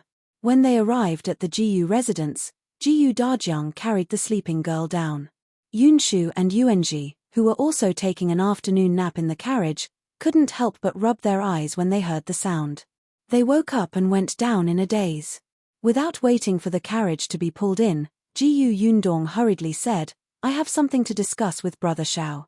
Dajiang, who was about to ask, was speechless. All right, it seemed that her absent-mindedness had something to do with Shao Qingyuan. When Yundong entered the Shao residence, she realized that Shao Qingyuan was not at home. After asking Marrow, he found out that Shao Qingyuan had heard that a doctor with good medical skills and morals had been chased out of a medical center. He was busy looking for that doctor. When the time came to open a pharmacy, he would hire the doctor. The pharmacy Shao Qingyuan bought in the prefectural city was relatively large and had a good location. He originally wanted to rent it out and open the pharmacy in a year or two. However, Yundong's footsteps were too fast, so he could not slack off. Coupled with the appearance of a suitable doctor, he had already collected a lot of herbs. He could prepare the pharmacy in the prefecture capital. Yundong frowned slightly and wanted to look for him. However, even Marrow did not know where the doctor's house was, so she could only wait at the Shao family's house. She waited until night fell. When Shao Qingyuan entered, his face was filled with joy. It was obvious that things had gone smoothly. Unexpectedly, Marrow told him that Yundong had been waiting for him all afternoon. Shao Qingyuan immediately quickened his pace and hurried through the door. Yundong, what's wrong? Did something happen? Yundong hurriedly went out to welcome him. She nodded when she heard this, and a rare serious expression appeared on her face. Shao Qingyuan pulled her back to her seat. Come, sit down and talk slowly. Did you encounter some trouble? I'm not the one in trouble.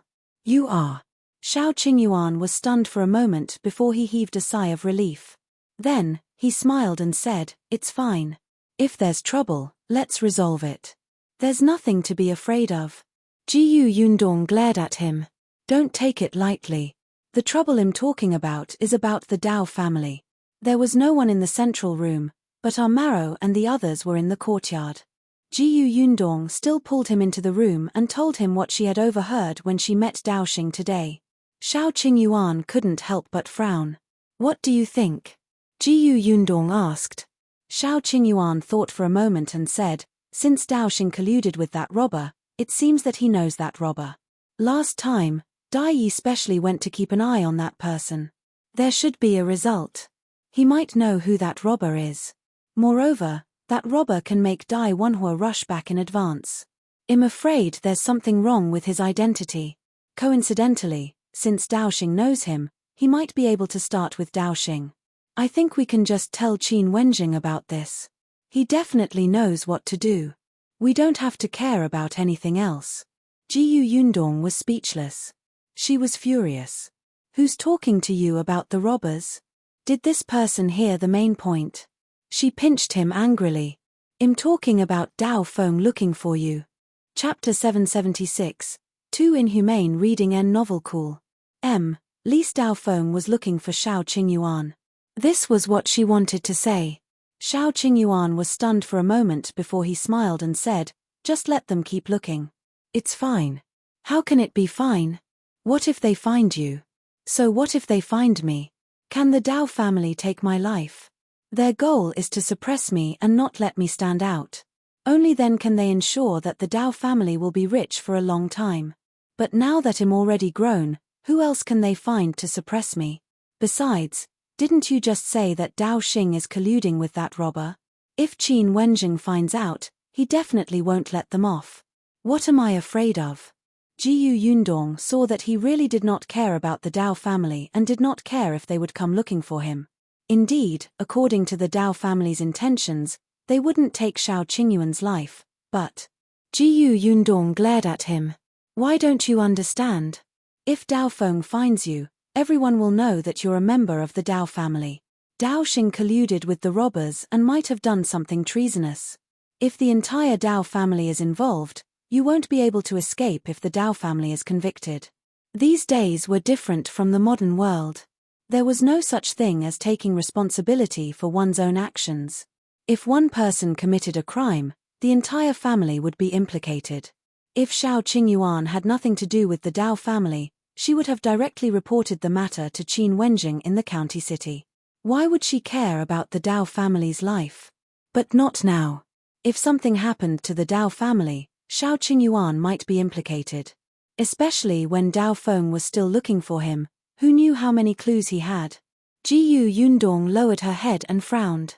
After a while, she said, "No, we can't tell Qin Wenjing about Dao Xing's relationship with the robber for the time being. At the very least, I have to ensure your safety first." "But what should I do?" Yundong began to ponder. Her expression was exceptionally solemn. If someone in a family commits a crime, others in the family will suffer too. This law is too inhumane. Now, we don't know how far Dao Xing has crossed the line. Will he suffer alone or will everyone die with him? We can only prepare for the worst and think of a way to get you out of this. She rubbed her chin and looked out of the window. A moment later, she frowned again. "Unless you make a great contribution and can make the emperor exempt you." Great contribution, great contribution. If I had known earlier, I would have reported this method of refining white sugar in your name. This kind of contribution to improving the livelihood of the people, coupled with your incompatible relationship with the Dao family, and the fact that the emperor is a reasonable person, he definitely won't punish you. However, she could not do it now. She had already reported it to the emperor.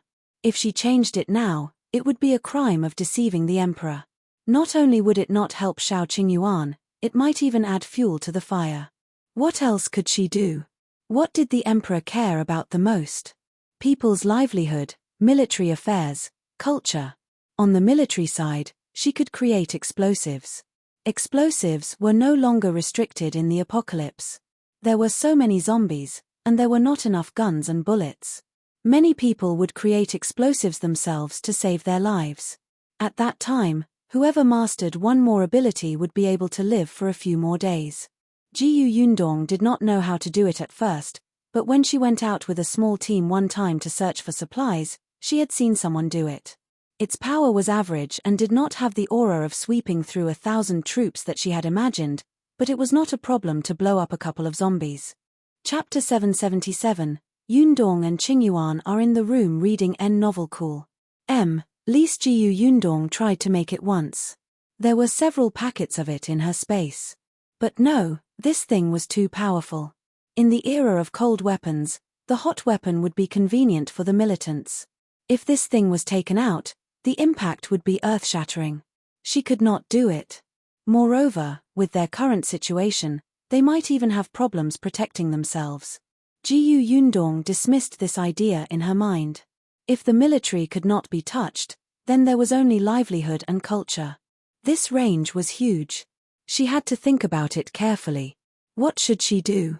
Yundong's brows were tightly knitted, and his mind was almost in a knot. Suddenly, a heat source came from behind, and then her entire body was pulled into Shao Qingyuan's arms. Shao Qingyuan hugged her tightly. It was as if she was his entire life. There was a smile on his face, and his heart ached. He was surrounded by an unprecedented sense of satisfaction. He couldn't help but lower his voice. "There's no need to think so much." Yundong turned her head slightly. "How can I not think so much? I don't even know what Dao Feng found." Yundong's eyes widened when her mouth was suddenly blocked. Did he kiss her? Shao Qingyuan left as soon as he kissed her. His lips still had her soft touch, making him feel a little reluctant. Seeing her stunned expression, Shao Qingyuan's eyes darkened. He quickly shifted his gaze and looked out of the window, but he still hugged her tightly. "Just tell Qin Wenjing the entire matter. We don't know how serious the Dao family's crime is, but Qin Wenjing definitely knows. Once he knows, he will know what to do." Shao Qingyuan felt that directly handing over the troublesome matter to Qin Wenjing was the best solution. Besides, they could be considered to have contributed by reporting Dao Xing, right? Back then, they had brought Wenhuo into the mountains and exposed the robber's true colors. They had already contributed. Yundong finally came back to her senses. She subconsciously pursed her lips and wondered why he left after kissing her. She had yet to react. However, after hearing Shao Qingyuan's words, she was still stunned for a moment. She asked him in surprise, "Are you planning to tell him your background?" "There's nothing to hide. I don't care anymore.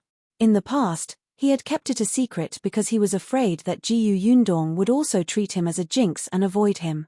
But now, it didn't matter. As long as she stood by his side, the opinions of others didn't matter. Yundong was stunned for a long time before saying in a low voice, "Then, shall we look for Qin Wenjing tomorrow?" "Yes, let's go together." Shao Qingyuan tightened his arms slightly and said in a low voice, "Don't think too much. Someone will take care of it for us." He was not embarrassed to trouble Qin Wenjing at all. After all, the man was a young top scholar and a genius. There was no problem. Yundong inexplicably sympathized with Qin Wenjing. She smiled and placed her hand on his arm around her waist, gently twisting it. Shao Qingyuan's body stiffened slightly, and he couldn't help but lower his head again. At this moment, Dajiang's voice came from outside the door. Yundong, are you here?" The two people who were hugging each other suddenly separated. Yundong subconsciously started to tidy up her clothes and hairstyle. By the time she saw that there was nothing unusual, Dajiang was already standing outside the door. His voice was filled with anger as he asked Mao, "You said that the two of them are in the room?" Chapter 778. Her daughter took the initiative to enjoy reading. Mao wanted to beat himself to death. In a moment of carelessness, he said something he shouldn't have. He quickly added, "Miss seems to have something very important to tell young master." So important that they had to enter the room? Shao Qingyuan. Before Dajiang could finish speaking, the door in front of him was suddenly pulled open. Yundong stood in front of him with a smile. Dajiang choked and quickly sized up the two of them. Then, he looked at Shao Qingyuan warily. It seemed that there was nothing unusual. However, his expression was still very ugly. He asked, "What were you talking about?" Yundong whispered into Dajiang's ear, "It's not good for others to know about Brother Shao's background. I was anxious, so I pulled him into the room." Dajiang knew about Shao Qingyuan's background. No wonder his daughter's expression was so ugly on the way home. Moreover, it was actually his daughter who took the initiative to pull the guy back to his room. Dajiang couldn't say anything else. His tone softened a little as he asked, "Are you done?" "Yes, we're done." "Have you found a solution?" Judging from her previous frown, she must have encountered a problem. However, now that her expression had improved, it should have been resolved. Yundong nodded. "Yes. We plan to talk to Master Qin tomorrow." Dajiang coughed lightly. "All right, since there's nothing else, go home with me. It's already so late, but you don't feel hungry. Let's go home for dinner." "Oh." Yundong acknowledged him and followed him out of the door. When she stepped out of the door, she turned around and winked back. The corners of Shao Qingyuan's lips curled up. He only turned around when she walked out of the courtyard. Unexpectedly, when he turned around, he saw Mao looking at him with a gossipy expression, as if he was also curious about what the two of them had done in the room. Shao Qingyuan glanced at him warningly and returned to his room. Although Shao Qingyuan had said that he would tell Qin Wenjing about this first, Yundong felt that to be safe, she had to prepare a backup plan. Even if she could not use it this time, she might use it in the future.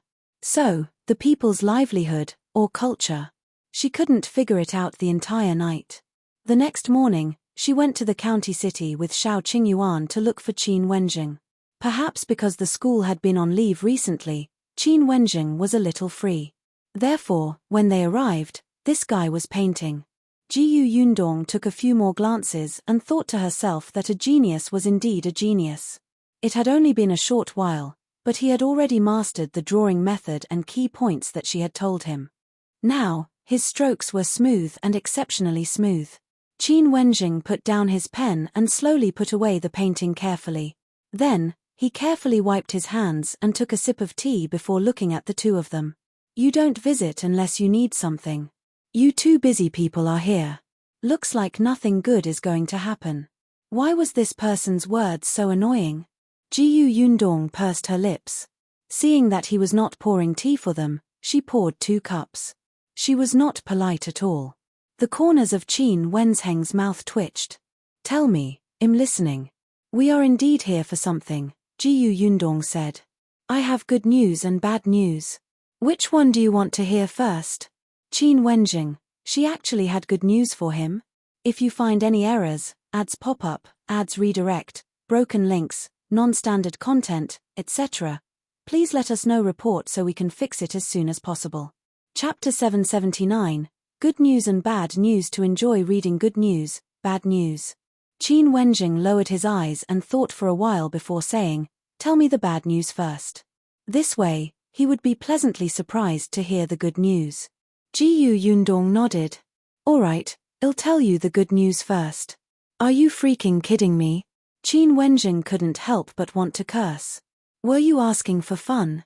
Not wanting to speak, he snorted and slumped in his chair with a look that said, hurry up and say it. Yundong said, Wenhuo followed us into the deep mountains last time. When we came out, we saw a robber. You should know about that, right? I know. Qin Wenjing glanced at them from the corner of his eye. Indeed, the two of them knew very well in their hearts. It was just that they didn't reveal it. Yundong nodded. Then, the good news is that we have another clue about the robber. Qin Wenjing was stunned and suddenly sat up straight. What clue? That robber was actually instructed by someone to rob the Dao family of the 4 jars of wine. The person who instructed him was the second young master of the Dao family, Dao Xing. Qin Wenjing was stunned. You're saying that the second young master of the Dao family got someone to snatch the wine that his family wanted to transport? Yundong nodded and explained the complicated relationship. Qin Wenjing understood that Dao Xing wanted to deal with Dao Feng, so he colluded with the robbers to do this. The robber knew Dao Xing, the Dao family. Qin Wenjing stroked his chin thoughtfully. It seemed that he should start investigating the Dao family. As Qin Wenjing thought about this, he stood up from his chair and looked like he was about to go out to find someone to do something. He had just taken a step when Yundong pulled him back and he sat back in his chair. He looked up in surprise. What are you doing? What do you think? Yundong gritted her teeth. Since I've said the good news, of course I have to say the bad news. Oh, right. I almost forgot about that. Qin Wenjing expressed that he did not want to hear it at all. Could he reject it? But looking at Yundong's round eyes, he could only give up and say resignedly, all right, go ahead. It's still about the Dao family. We need your help. Yundong and Shao Qingyuan looked at each other and moved aside. This was Shao Qingyuan's background. It was better for him to say it himself.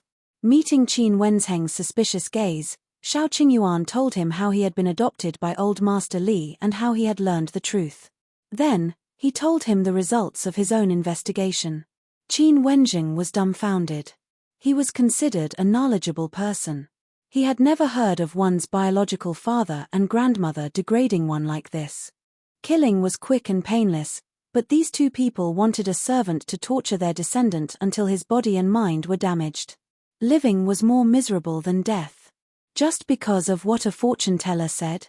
Qin Wenjing was furious when he heard this. Although Shao Qingyuan had described his experiences since he was young casually, he knew that it would not be easy. He frowned tightly and thought for a moment before saying, I understand. I'll consider this matter carefully. Yundong asked him, since Dao Xing is colluding with that robber, can we arrest him now before they find out Brother Shao's identity? Qin Wenjing couldn't help but glare at her. What lousy idea did you come up with? If we arrest Dao Xing now, we'll alert the enemy. We can only investigate how deeply Dao Xing and the robber are related first. Is it just hiring someone with money, or are they very close? However, if you find any errors, ads pop up, ads redirect, broken links, non-standard content, etc., please let us know report so we can fix it as soon as possible. Chapter 780, Yundong looks at him like he was a fool to enjoy reading. A glint flashed across Qin Wenheng's eyes, as if he was about to come up with a bad idea. Yundong's interest was piqued. But what? You can cause some trouble for the Dao family, Qin Wenjing said with a smile. Find more things for the Dao family, especially Dao Feng. Divert his attention and make him lose the energy to search for the third young master of the Dao family. Then, Shao Qingyuan's identity won't be exposed. It would also buy him time to secretly investigate the Dao family. We'll tell you how to deal with the Dao family after we've investigated. If Dao Xing's matter is too big and you can't escape, then think of a way to make a contribution. If you're not involved, your identity won't be able to harm you even if it's exposed. However, according to Qin Wenzheng's thoughts, Shao Qingyuan had provided clues time and time again and he had already included him in the credit book. It did not matter much. Shao Qingyuan knew what was going on. What trouble are you referring to? Haha. Qin Wenzheng laughed. That's your problem. In any case, both of you are quite smart. I believe it won't be difficult for you to come up with an idea to trip the Dao family up. He looked like he was just going to provide an idea and leave the rest to them. Jiyu Yundong snorted and looked at him as if she was looking at a fool. Don't think that she couldn't tell what Qin Wenzheng was up to. He was thinking that when they helped him, they would also help him divert their attention so that it would be easier for him to investigate, right? She couldn't bear to see him so smug. Jiyu Yundong raised her eyebrows and said, I sent it just to make Dao Feng unable to investigate the whereabouts of the third young master of the Dao family. It's not difficult. Oh, you already have an idea? Qin Wenzheng immediately looked at her with sparkling eyes. Jiyu Yundong was indeed Jiyu Yundong. She was quick-witted. It's simple. We can just let Dao Feng know that Dao Xing has his eyes on him. No matter what Dao Feng's motive is, he definitely doesn't want others to know that he's keeping such a low profile, especially Dao Xing. Qin Wenzheng was speechless. In that case, it made sense. He was still struggling. Then how do you plan to let Dao Feng know? You can't run to him personally and tell him that your secret has been exposed, right? Jiyu Yundong shook her head. I'll hire someone to follow Dao Feng for a couple of days and let him know that he's being followed. Dao Feng must be pondering who's following him. The first suspect will be Dao Xing, and Dao Xing is very confident of finding out Dao Feng's mistakes, so he's definitely not hasty. It's very abnormal that a person who's deprived of his power and who hates Dao Feng's guts should be so casual without setting up a trap for him. Yes, Dao Feng would suspect that Dao Xing knew something and followed him. As a result, Dao Feng didn't dare to do anything, especially looking for the third young master of the Dao family. To him, this was disobeying his father and grandmother. He would stop for a while and wait for Dao Xing to stop keeping an eye on him. This period of time was enough for Qin Wenzheng to investigate the Dao family and find out the results. Damn it, Jiyu Yundong was a devil. Qin Wenzheng glared at her angrily. He suddenly swung his hand and left. Up to you. Jiyu Yundong and Shao Qingyuan looked at each other and shrugged slightly. Why are you throwing a tantrum all of a sudden? Didn't I come up with a good idea? If you find any errors, ads pop up, ads redirect, broken links, non-standard content, etc., please let us know report so we can fix it as soon as possible. Chapter 781, Chaos to Enjoy. Reading. Shao Qingyuan chuckled and held her hand. Let's go back. Jiyu Yundong was a woman of her word. For the next 2 days, she had Amaro dress up and secretly guard the Dao family's door. When Amaro saw Dao Feng come out, he would quickly follow him. Jiyu Yundong had deliberately disguised Amaro as the middle-aged man he had seen at Jinqiu restaurant that day. He had a beard, thick eyebrows, and wore a clean long robe. Upon closer inspection, Amaro's original appearance could not be seen. Since the middle-aged man was with Dao Xing, Dao Feng might know him too. This made him even more certain that Dao Xing was watching him in the dark. Amaro used to be a beggar, so he was very familiar with tracking people. Not only that, but 2 days later, he found another 2 people secretly following Dao Feng. They must be Dao Xing's men. However, the whereabouts of these 2 people were very secretive. If Amaro didn't have a good memory and saw them 3 times in 2 days, he probably wouldn't have discovered them. Amaro's whereabouts were exposed very quickly. When Dao Feng discovered him, he wanted to catch him. Unfortunately, Amaro was agile and crawled around in the alley. Not long after, he entered the backyard of a restaurant and came out after changing his clothes. Dao Feng's servant returned empty-handed, but he described his appearance to Dao Feng. Dao Feng had indeed seen that middle-aged man before. He was angry, but he became much more cautious after that. Then, Jiyu Yundong asked Amaro to leave. She couldn't possibly go too far. A few days later, they heard that the Dao family's eldest young master and second young master suddenly fought one day and smashed more than 10 jars of wine that the Dao family had stored in the warehouse. Old Lady Dao was so angry that she fainted. She scolded the two of them and lay on the bed, unable to get up. Master Dao was so angry that he beat up his two sons. Mrs. Dao looked at Dao Xing's bruised face and begged for mercy in front of Master Dao. At night, she kept whispering to him. Old Master Dao was biased towards Dao Xing to begin with. He was especially dissatisfied with Dao Feng and scolded him for not knowing how to take care of his younger brother as the eldest brother. He wanted to take back the power in Dao Feng's hands. Unfortunately, after the investigation, he found out that Dao Xing was the one who provoked him first. Even if he took back the power in Dao Feng's hands, he could not hand it over to Dao Xing. He could not handle it alone. Furthermore, Dao Feng had not been living in the Dao family for nothing all these years.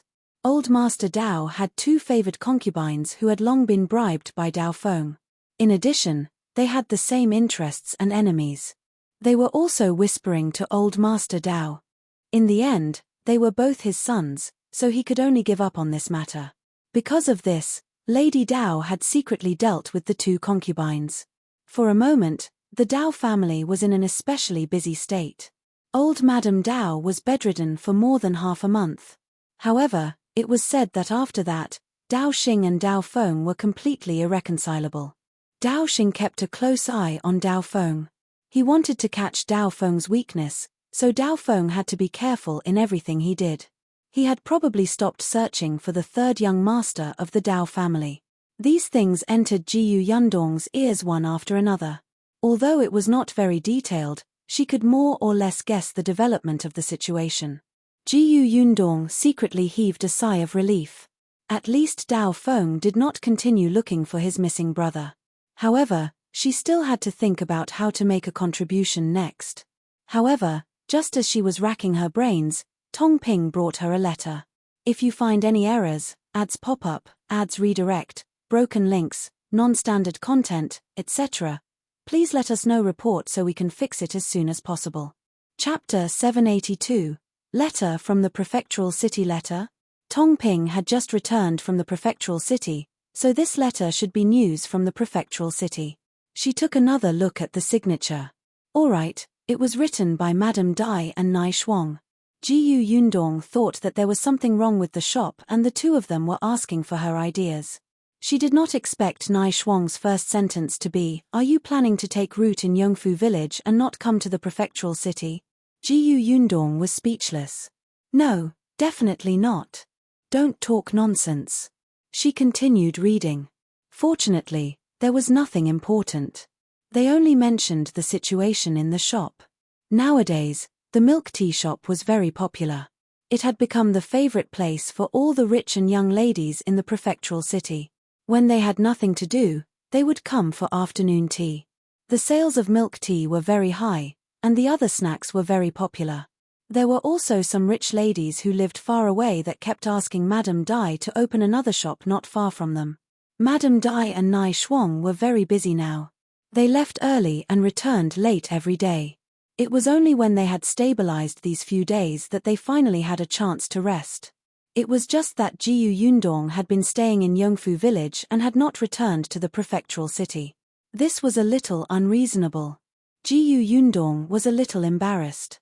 Alright, she had at least received a share of the profits. It seemed that she had only been busy for a few days when the shop just opened for business. After that, she had really quit. Jiyu Yundong folded the letter.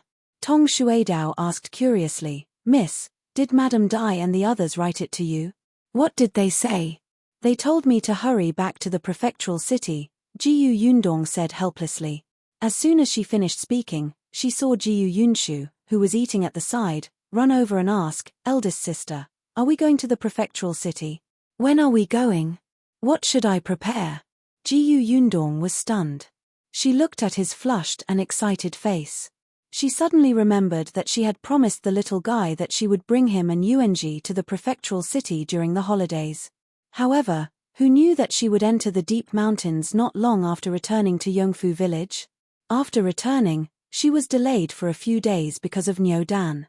Then, she was busy with Keek's birthday. After hearing about the Dao family, she focused on the Dao family. Now, the clothes-making vacation was about to end, but she had not fulfilled her promise. Yundong pinched his tender face. Yes, we'll go to the prefectural city tomorrow morning. The child's eyes lit up. Indeed, he was even happier. He cheered and quickly ran to find Yuanji. Cousin Yuanji, we can go to the prefectural city. Let me tell you, the prefectural city of Xuanhe Prefecture is very big.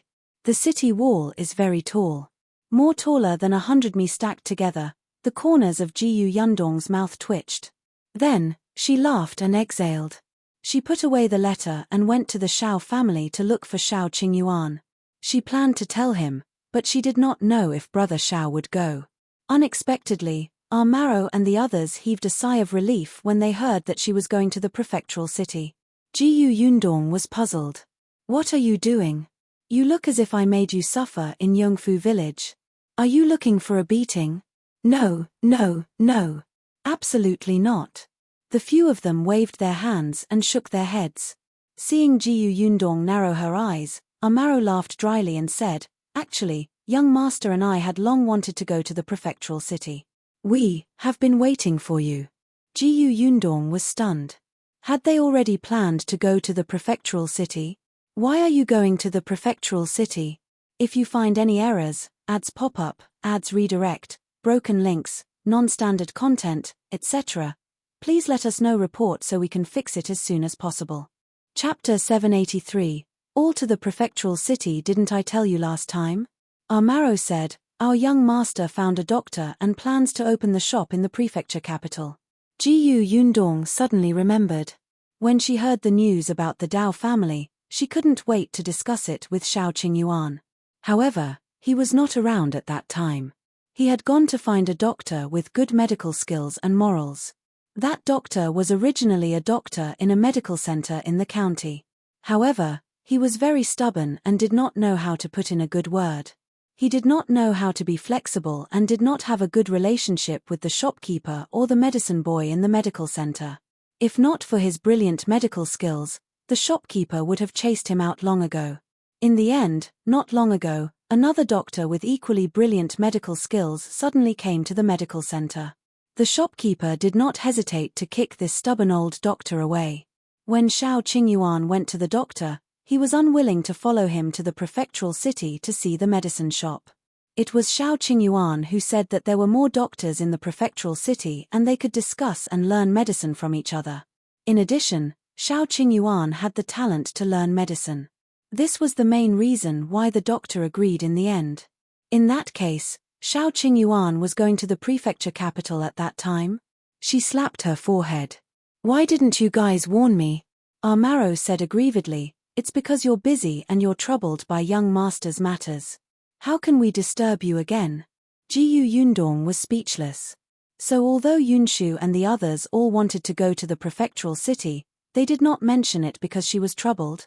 Actually, even if she was paying attention to the Dao residents and didn't leave Yongfu village, others could still go to the prefectural city. However, after thinking about it, it was impossible. All of them saw that she was troubled all day and could not leave in peace. Yundong's heart ached and swelled. It was a little bitter and warm. Qin Wenjing was investigating the Dao family now, so Dao Feng and Dao Xing did not have the energy to look for Shao Qingyuan. Then she would go to the prefectural city to take a look. She couldn't just leave the shop alone. Especially the milk tea shop. Ever since it opened, she had not gone over to take a look. Thus, Yundong waved her hand and brought her entire family to the prefectural city tomorrow. The children happily began to pack their things. The next morning, they set off in a mighty manner. Looking at the excited Yunshu and Bian Yuanji, Yundong also relaxed. Forget it, let's put the matter of the Dao family aside first. The carriage arrived at the Xuanhe prefecture in the evening. Yuanji looked at the city wall in front of him and weighed it slightly. He thought to himself that he didn't need 100 yunshus to reach its height. After entering the city gate, although it was already a little late, compared to the county city, the prefectural city was still very lively. Yunshu and Yuanji stuck their necks out and squeezed by the window. They were dazzled. Sister, where is our shop? It's still a few streets away, Jiyu Yundong said. Keek had also woken up, and she rubbed her eyes and squeezed over. The three little heads almost squeezed each other into a meat patty. She wanted to laugh. The carriage finally arrived an hour later. As Shuerong was the first to ride back and give instructions, when Jiyu Yundong and his family arrived home, the food was already hot. Yunshu and Yuanji bounced around in the courtyard. Eldest sister, is this our home? Cousin, where is the milk tea shop? Shall we go tomorrow? Yes, I'll bring you to the shop tomorrow. Just as Jiyu Yundong agreed, Lu Sheng whispered, Miss, I'm afraid it's not appropriate to go on the streets tomorrow. If you find any errors, ads pop up, ads redirect, broken links, non-standard content, etc., please let us know report so we can fix it as soon as possible. Chapter 784. Father, you don't understand. The smile on Jiyu Yundong's face froze. What's wrong? What's going to happen tomorrow? Lu Sheng nodded. The entire city will be under martial law tomorrow.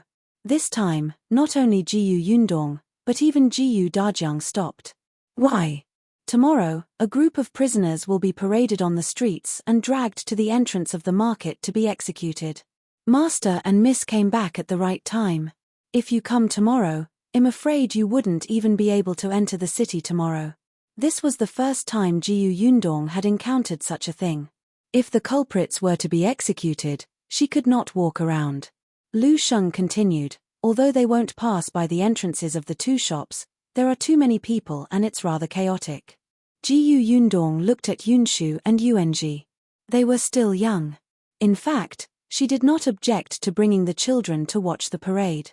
After all, they were already literate in school and would probably have to take an official career in the future. There was nothing to avoid. However, she was afraid that the scene would be too chaotic and someone would take the opportunity to steal the children. In particular, who knew if someone would try to rescue the prisoners? If there were too many people, it was easy to get injured from stepping. So let's wait for them to grow up a little. When the two of them heard that they could not go out on the streets, they were immediately disappointed.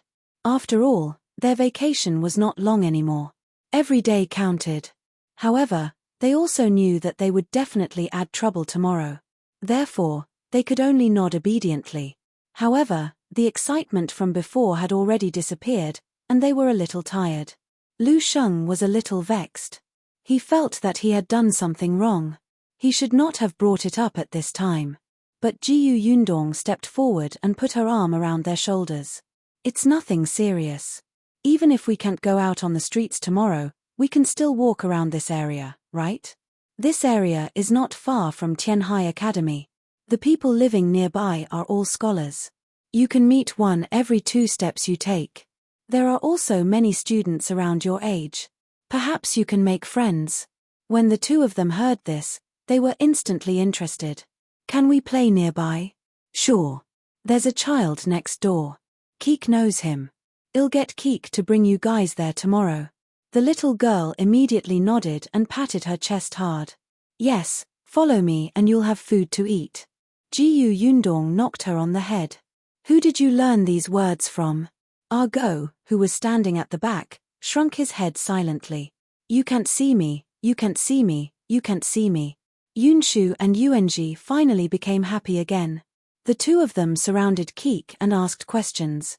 Jiyu Yundong and Jiyu Dajiang looked at each other before shrugging and going to eat. After all, they were tired from sitting in the carriage all day. After dinner, they returned to their rooms to rest.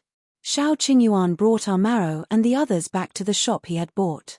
The next morning, Jiyu Yundong put on her clothes and prepared to go out. Unexpectedly, when she opened the door, Jiyu Dajiang was already standing outside.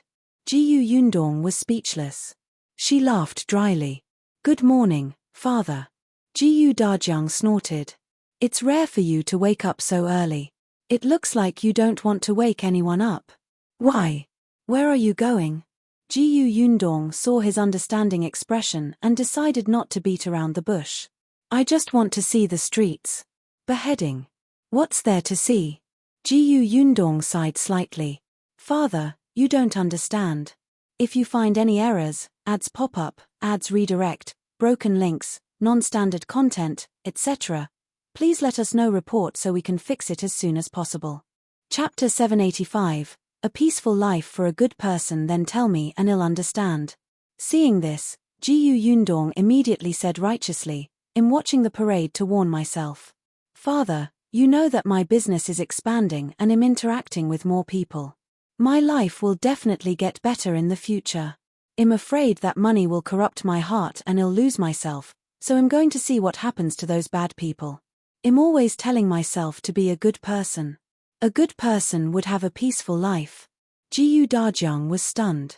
He looked at Yundong for a long time and said in relief, I didn't expect you to have such awareness at such a young age. Yundong nodded solemnly. She did not expect her to explain the word curiosity so eloquently. Father, I'll set off then. Wait. Dajiang waved his hand and said, the weather is cold. Go back to your room and put on more clothes before going out.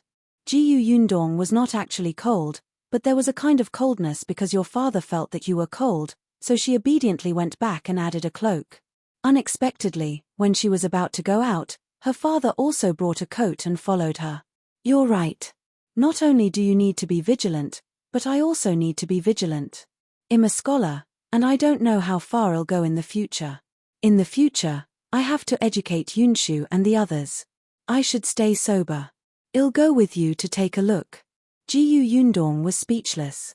Father, why are you so self-aware? She sighed inwardly. In the end, she went out and got into the carriage. Shuerong was already waiting there. Yundong finally instructed Aunt Niu, who was making breakfast, later, tell Shuedao and Hongxiu to take good care of the children. Don't worry, eldest miss, I'll help them take care of Madam and the others. Only then did Yundong lift the curtain and get into the carriage with Dajiang. It was still early, and there were not many people on the streets. However, the courtyard was a little far from the entrance of the market. The prisoners would walk from the cell to the market entrance, but they would walk very slowly and take a detour in the middle. When the carriage reached the main road not far from the entrance of the market, the number of people on the street gradually increased. Yundong and Dajiang had breakfast at a wonton stall. There were also many people in the stall. They seemed to be here to watch the parade. Yundong also did not understand why everyone was so passionate about such things. What was there to see? It wasn't like her, who had come to broaden her horizons because she had never seen it before. After dinner, Yundong entered a nearby tea house and booked a table on the second floor. Fortunately, she came early. Otherwise, there wouldn't even be a seat here. It was said that someone had come to reserve a seat a few days ago. Yundong was speechless. It was not the parade of a top scholar. Why so many people? She shook her head and drank her tea while waiting. She also took a look at the scenery downstairs. She had never been to this area before. In her memory, she seemed to have passed by it once. Looking out from the second floor, she actually saw a slightly familiar figure coming out of a mansion. Steward Zhou? Could it be that the mansion was, coincidentally, a waiter from the tea house brought over a plate of peanuts? Yundong pointed in that direction.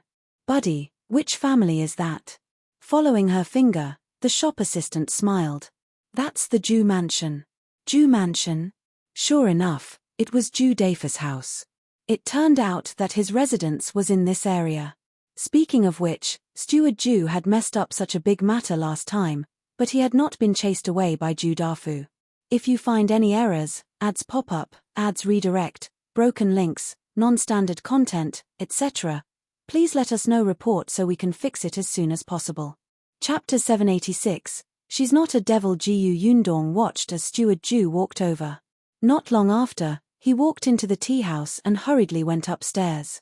He seemed to be here to reserve a seat, but just as he was about to speak to the waiter, he saw Yundong, who was sitting on the second floor and looking at him with a faint smile. Steward Zhu's expression changed drastically. He turned around and left. Yundong was instantly amused.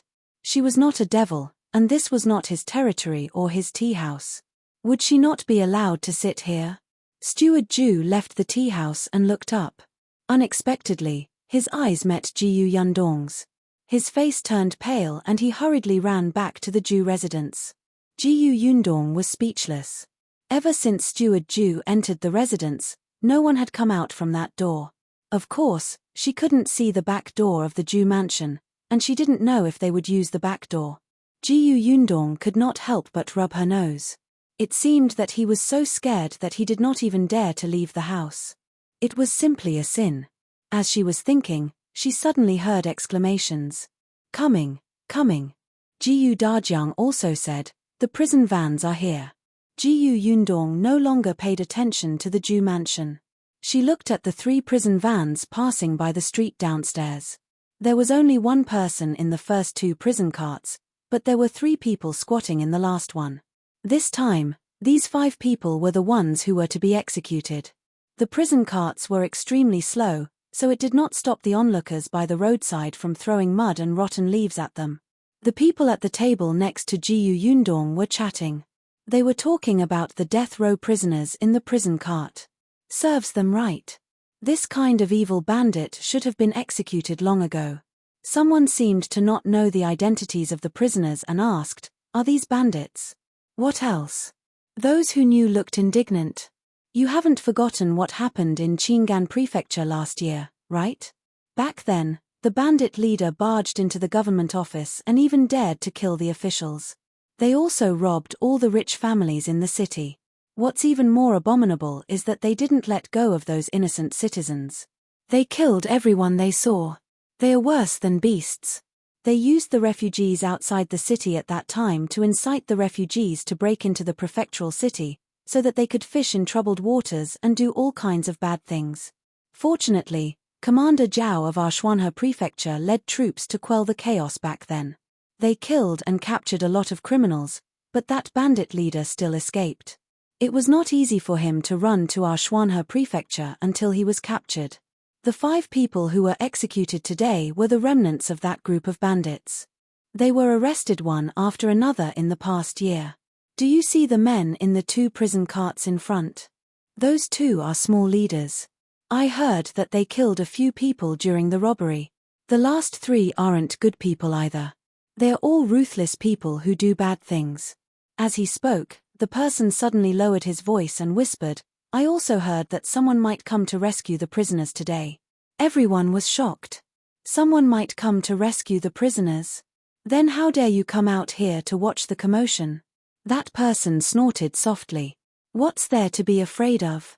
The government office has already sent people to the surrounding area with many soldiers. It's fine if they don't come to rescue the prisoners. As long as they come, they won't be able to return. We're on the 2nd floor of this tea house. We're safe.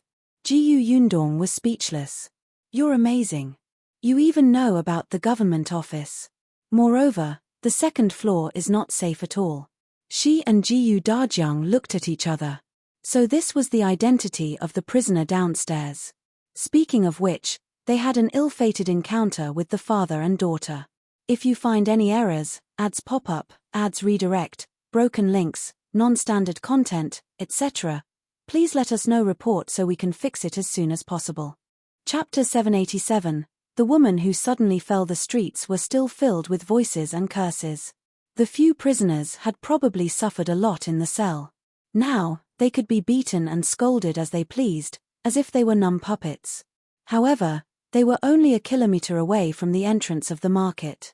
If someone really came to rescue the prisoners, they should have come. Otherwise, they would have to go to the entrance of the market and shout for the executioners to hold back. Unfortunately, even when the prison carts gradually disappeared, no one seemed to be rescuing the prisoners. The young man in the tea house who had previously made a solemn vow laughed dryly and said, maybe, there might be an ambush at the entrance of the market. Why don't we go to the entrance of the market to take a look? No, if there's really an ambush, what if we suffer? Jiyu Dajiang also heard the conversation and nodded repeatedly. He said sternly to Jiyu Yundong, you're not allowed to go either. Jiyu Yundong did not know whether to laugh or cry. I don't plan to go. Let's just wait for the news. They'll be executed at noon. We can go back after lunch. Dajiang was relieved. He was really afraid that his daughter would go and watch the beheading in order to warn herself. It was so bloody and not suitable for girls to see. It was because of this that he had to follow her out. Yundong and his daughter were not the only ones. There were not many people on the second floor who left after watching the commotion. They seemed to be waiting for noon, causing the entire teahouse's business to be exceptionally good. The crowd downstairs had already dispersed. Some went to the entrance of the market, while others went home after watching the commotion and throwing the rotten vegetables. Yundong and Dajiang drank tea and waited until noon. They also ordered a few dishes. When it was time, someone quickly ran over and said, "Those bandits have been executed." "That's great, that's great." Cheers instantly erupted in the tea house. Yundong was shocked. She saw that many people's faces revealed expressions of relief. Some people's eyes even turned red and they clenched their fists tightly. She instantly understood that everyone hated this kind of bandit who committed all kinds of evil. Yundong also smiled happily. After settling the bill with Dajiang, she got up and went downstairs. Shuerong went to bring the carriage over. While Yundong and Shuerong were waiting downstairs, many people came down from the second floor. The entrance of the tea house suddenly became crowded. In addition, many people had returned from watching the commotion at the entrance of the market. There were suddenly many more people on the streets.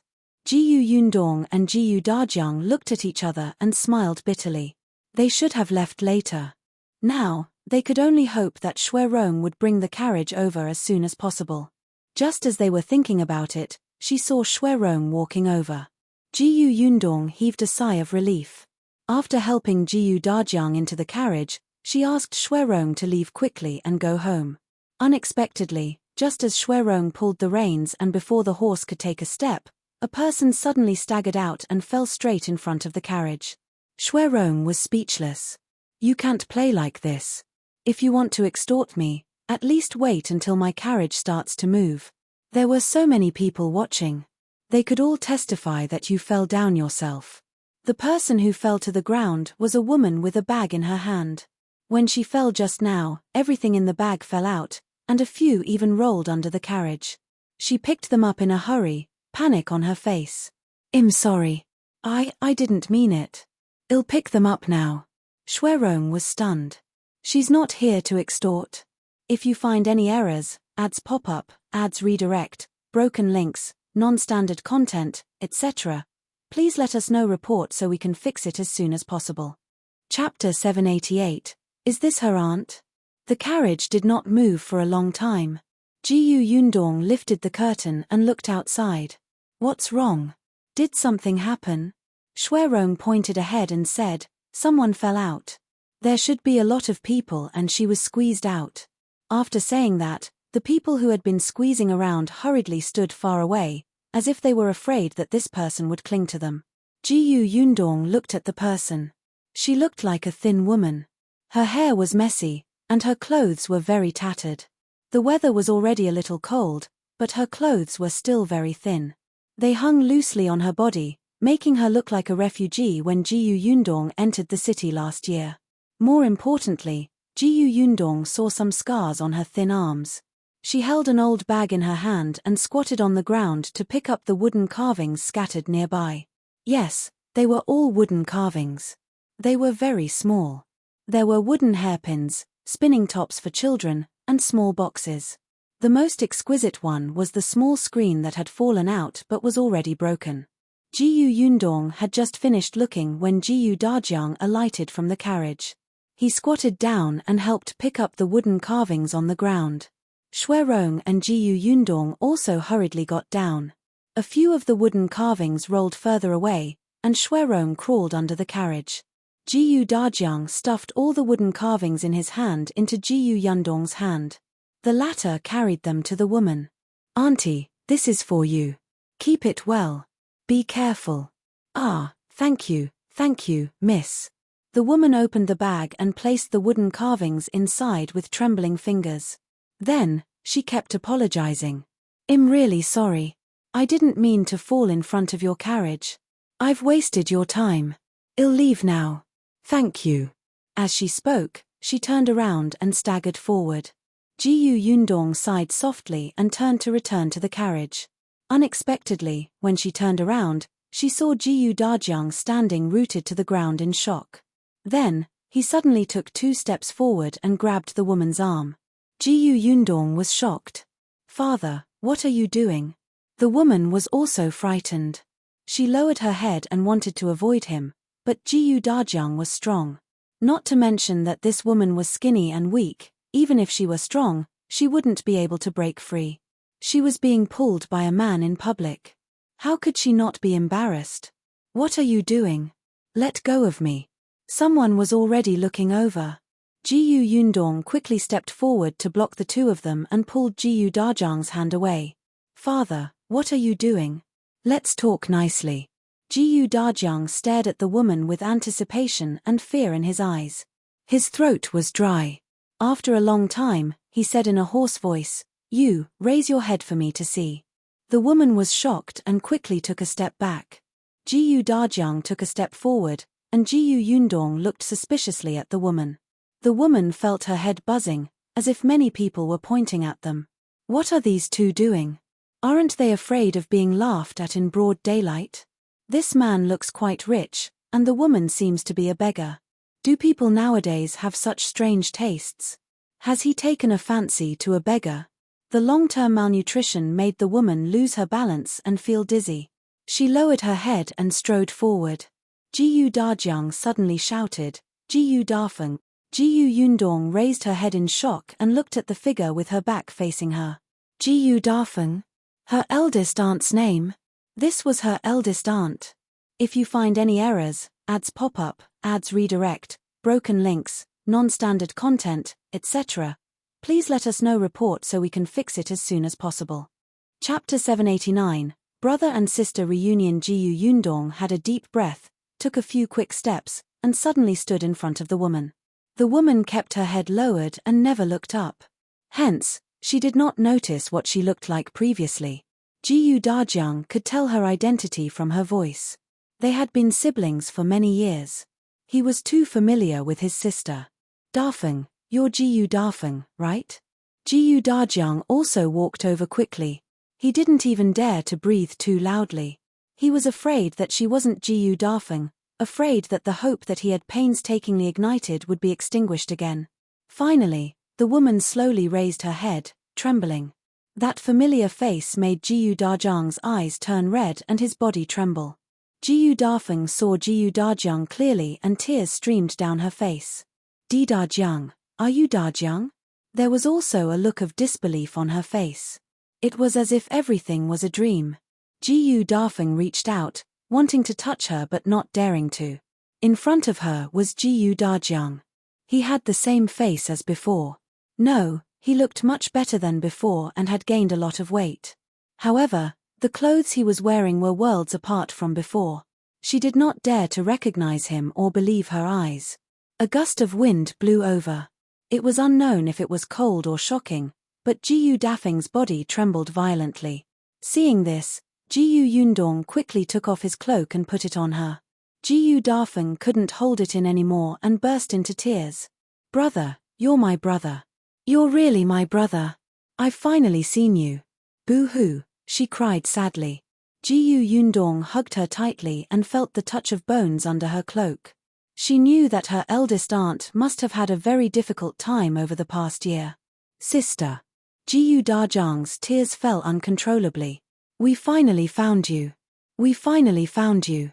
"Boo-hoo," Jiyu Dafeng only cried. All the grievances and suppressed pain in her heart were released, making her unable to say a word. The surrounding people looked at each other. What was going on? Was this a reunion between siblings? It actually looked a little sad. Judging from the way this family were dressed, they must be living well. However, from the woman's appearance, it could be seen that she had suffered a lot. Some people looked over and whispered to each other, making guesses. Jiyu Yundong frowned and said to Jiyu Dajiang, "Father, let's get into the carriage and go back first." Jiyu Dajiang nodded repeatedly. "Sister, come, get in the carriage first. It's windy and cold outside." Jiyu Dafeng shook her head repeatedly as she cried. Boo-hoo. No, I can't. Your brother-in-law. Before she could finish speaking, her breath dissipated. Her legs went weak and she fainted. Eldest aunt, what's wrong? Fortunately, Jiyu Yundong had been supporting her. Otherwise, she would have fallen to the ground. Jiyu Dajiang quickly hugged her. Let's go to the medical center first. Coincidentally, there was one nearby. Jiyu Dajiang hurriedly carried her in and kept calling for a doctor. Doctor, quickly save her.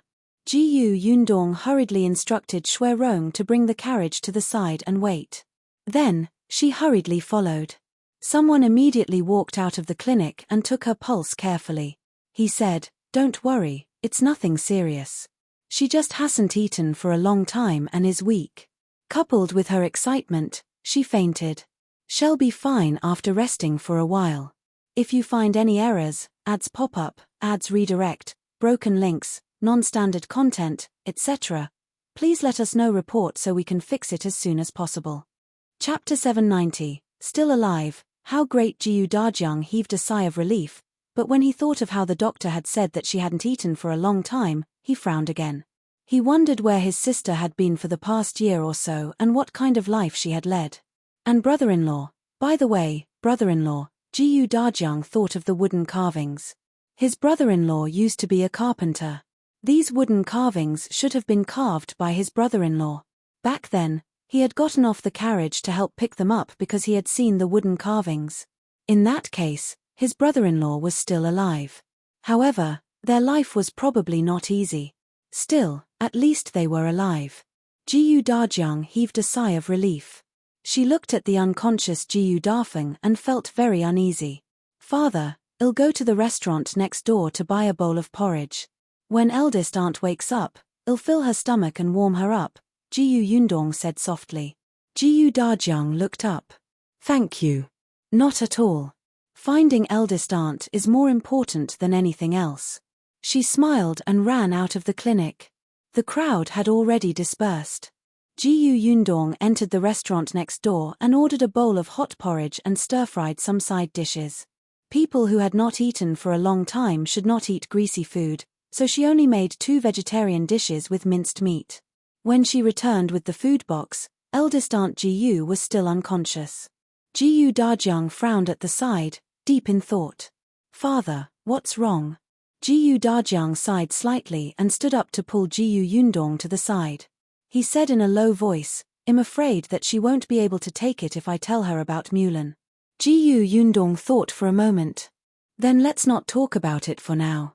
Well, tell eldest aunt when she gets better. Sigh, that's good too. With Yuanji around, your aunt can be stronger. Jiyu Yundong felt that, actually, father, you don't have to worry too much. Ever since we escaped last year, there have been too many such things. In the past year or so, I think eldest aunt and eldest uncle have already prepared for the worst. Although that was the case, before confirming the news, they could still comfort themselves and say that they had a glimmer of hope. As the father and daughter were talking, a faint voice suddenly came from behind. The two of them hurriedly turned around and saw that eldest aunt Jiyu had indeed woken up. She looked dazed, as if she hadn't registered where she was or remembered what had happened before Shed passed out. However, when Jiyu Dajiang and Jiyu Yundong stood in front of her, she said with a trembling voice, I'm not dreaming. Brother, it's really you. Jiyu Dajiang sat on a chair at the side. It's me, sister. I'm Dajiang. You're not dreaming. Jiyu Yundong obediently greeted, Aunt. Yundong, it's Yundong. She reached out and grabbed Jiyu Yundong's hand tightly. But compared to Jiyu Yundong's delicate hands, eldest Aunt Gus' hands were so thin that they looked like bones. Jiyu Yundong felt a little sad. Aunt, the doctor said that you haven't eaten for a long time. I bought porridge. Eat something to fill your stomach first, and then we can talk nicely, okay? Jiyu Dajiang had already taken out a bowl and spoon. He scooped a mouthful and handed it over. Tears welled up in the corners of Jiyu Dafeng's eyes. She choked up a little and nodded. Then, she opened her mouth and took a bite. After swallowing the soft porridge, she seemed to warm up. Looking at her brother in front of her, Jiyu Dafeng wanted to cry and laugh. It was great that her brother was still alive and her niece was fine. She didn't even dare to think about meeting them again in the past. If you find any errors, ads pop up, ads redirect, broken links, non-standard content, etc., please let us know report so we can fix it as soon as possible. Chapter 791. They are now people of the Zhou mansion. After eating the porridge, Jiyu Dajiang helped her sit down and asked her in a low voice, "Have you been in Shuanhe Prefecture for the past year? Where do you live? Where's brother-in-law?" At the mention of her husband, Jiyu Dafeng's face turned slightly pale. She covered her face with both hands, her voice anguished. "Your brother-in-law's legs are broken." Jiyu Dajiang's pupils constricted. His legs were broken? Jiyu Yundong also frowned. Indeed, her eldest aunt's life was very difficult. She squatted down and gently stroked her back. She said softly, "Then where are you staying now? Let's bring uncle here and let the doctor take a look. Find the best doctor in the prefectural city. I happen to know someone from Huimin Medical Center. Let's get the doctor from the medical center to take a look. Perhaps he can get better." Jiyu Dafeng was stunned and looked up. "Really?" A glimmer of hope lit in her eyes. "Can he really be cured?" Jiyu Yundong did not dare to give her an affirmative answer in case she was disappointed again. "We have to find a doctor to take a look first. If the doctor at Huimin Medical Center can't treat him, we'll go to the capital. There will be a way." She knew Song Dajiang in the capital. Jiyu Dafeng's voice trembled slightly. "Yes, then where is uncle? Shall we pick him up now?" However, at the mention of this, Jiyu Dafeng fell silent again.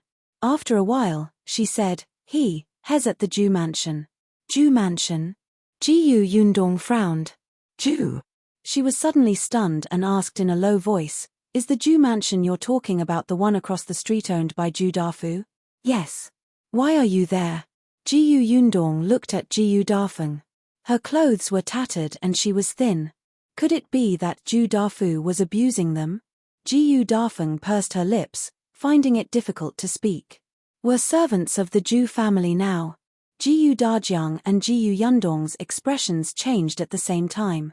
Eldest aunt and her husband had become servants of the Zhou family. In that case, their lives would be decided by the Zhou family without any freedom. "Brother, Yundong, forget it. Our current identities." Jiyu Dafeng also realized that there was still a huge difference. The Zhou family was rich and powerful.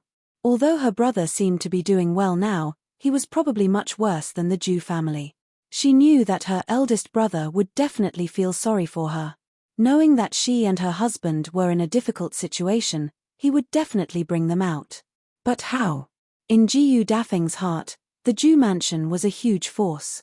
If her eldest brother went against the Zhou mansion, not only would he not be able to bring them out, but she would also implicate her eldest brother. "No matter what, I'm already very happy and satisfied to see you guys again." Jiyu Dafeng was indeed happy. She thought that she would never see these relatives again in her life.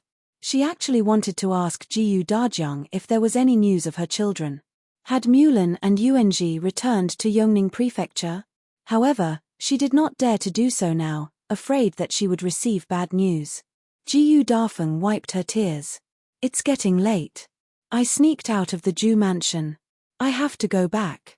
Otherwise, if I'm discovered, your brother-in-law will be blamed. Will you live in the Shuanhe Prefecture in the future? Then I'll find a chance to come out next time and see you again." She got up and was about to leave when Jiyu Yundong hurriedly pulled her back. "Eldest aunt, you don't have to go back. If you're servants of the Zhou mansion, we can pay some money and buy you back. When the time comes, we'll take the indenture and remove the slave status. Then, our family will be able to live together. If you find any errors, ads pop up, ads redirect, broken links, non-standard content, etc., please let us know report so we can fix it as soon as possible." Chapter 792. She's old Master Zhou's concubine. She could not understand why her eldest aunt was so pessimistic. Why did she not seem to have any hope at all?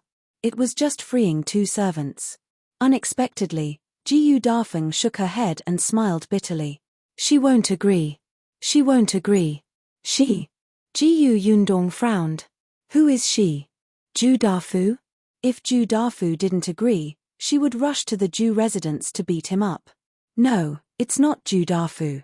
Jiyu Dafeng's fingers trembled slightly, and her face was a little pale, as if she found it difficult to speak. After a long time, she looked at Jiyu Dajiang steadily and said in a light voice, "Yes, it's Jiyu Qiuyue. We're Jiyu Qiyu's servants now." She won't agree. Jiyu Dajiang and Jiyu Yundong looked at her in disbelief, suspecting that there was something wrong with their ears. Jiyu Qiuyue? Jiyu Yundong murmured, "Isn't Jiyu Qiuyue dead?" Back then, it was Fu Ming who told her personally that other than him, Jiyu Qiuyue, their daughter, and their parents had all died in the chaos. But now, eldest aunt was telling them that Jiyu Qiuyue was still alive. Not only was she alive, but she also seemed to be living quite well. Jiyu Dajiang calmed down a little and his expression became especially solemn. He looked at Jiyu Dafeng and said, "Sister, tell me exactly what happened. What did she mean by Jiyu Qiyu's servants?" This was ridiculous. They were Jiyu Qiyu's elder sister and brother-in-law. How could she make her elder sister and brother-in-law sign a slave contract and become her servants? What was she thinking? Jiyu Dafeng looked at his sullen face and paused for a moment. In the end, she still said, "Jiyu Qiuyue is now old Master Zhu's concubine." Damn it. Even Jiyu Yundong admired her. Jiyu Qiuyue was someone who had been married and had children. How could that old man, Zhou Dafu, take her in as his concubine? Jiyu Dafeng was talking about what happened last year. Last year, they had fled to Qingyuan Prefecture. However, when they were about to reach Qingyuan Prefecture, they were separated from their children and in-laws. At that time, they didn't have time to say anything.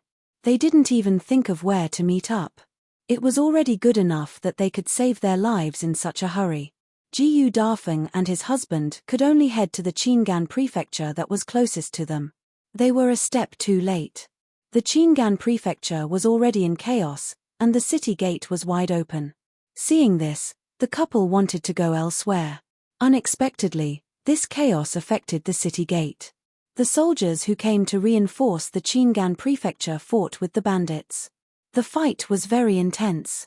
Before they could dodge, Bian Han's legs were broken by the bandits who had rushed out on their horses to escape. Jiyu Dafeng looked at her husband, who was in so much pain that he was about to die. She was completely at a loss. With Bian Han in such a state, she couldn't bring him away. Fortunately, the chaos in the city had slowly been eased at this time. A large number of bandits had already been captured or fled, and the order in the city was gradually recovering. Jiyu Dafeng carried the unconscious Bian Han into the city, wanting to find a doctor to treat his legs. However, where could they find a doctor at a time like this? There were dead people everywhere, people who were seriously injured, medical halls were all closed, and the pharmacies were robbed. They didn't even have a place to rest, let alone find a doctor.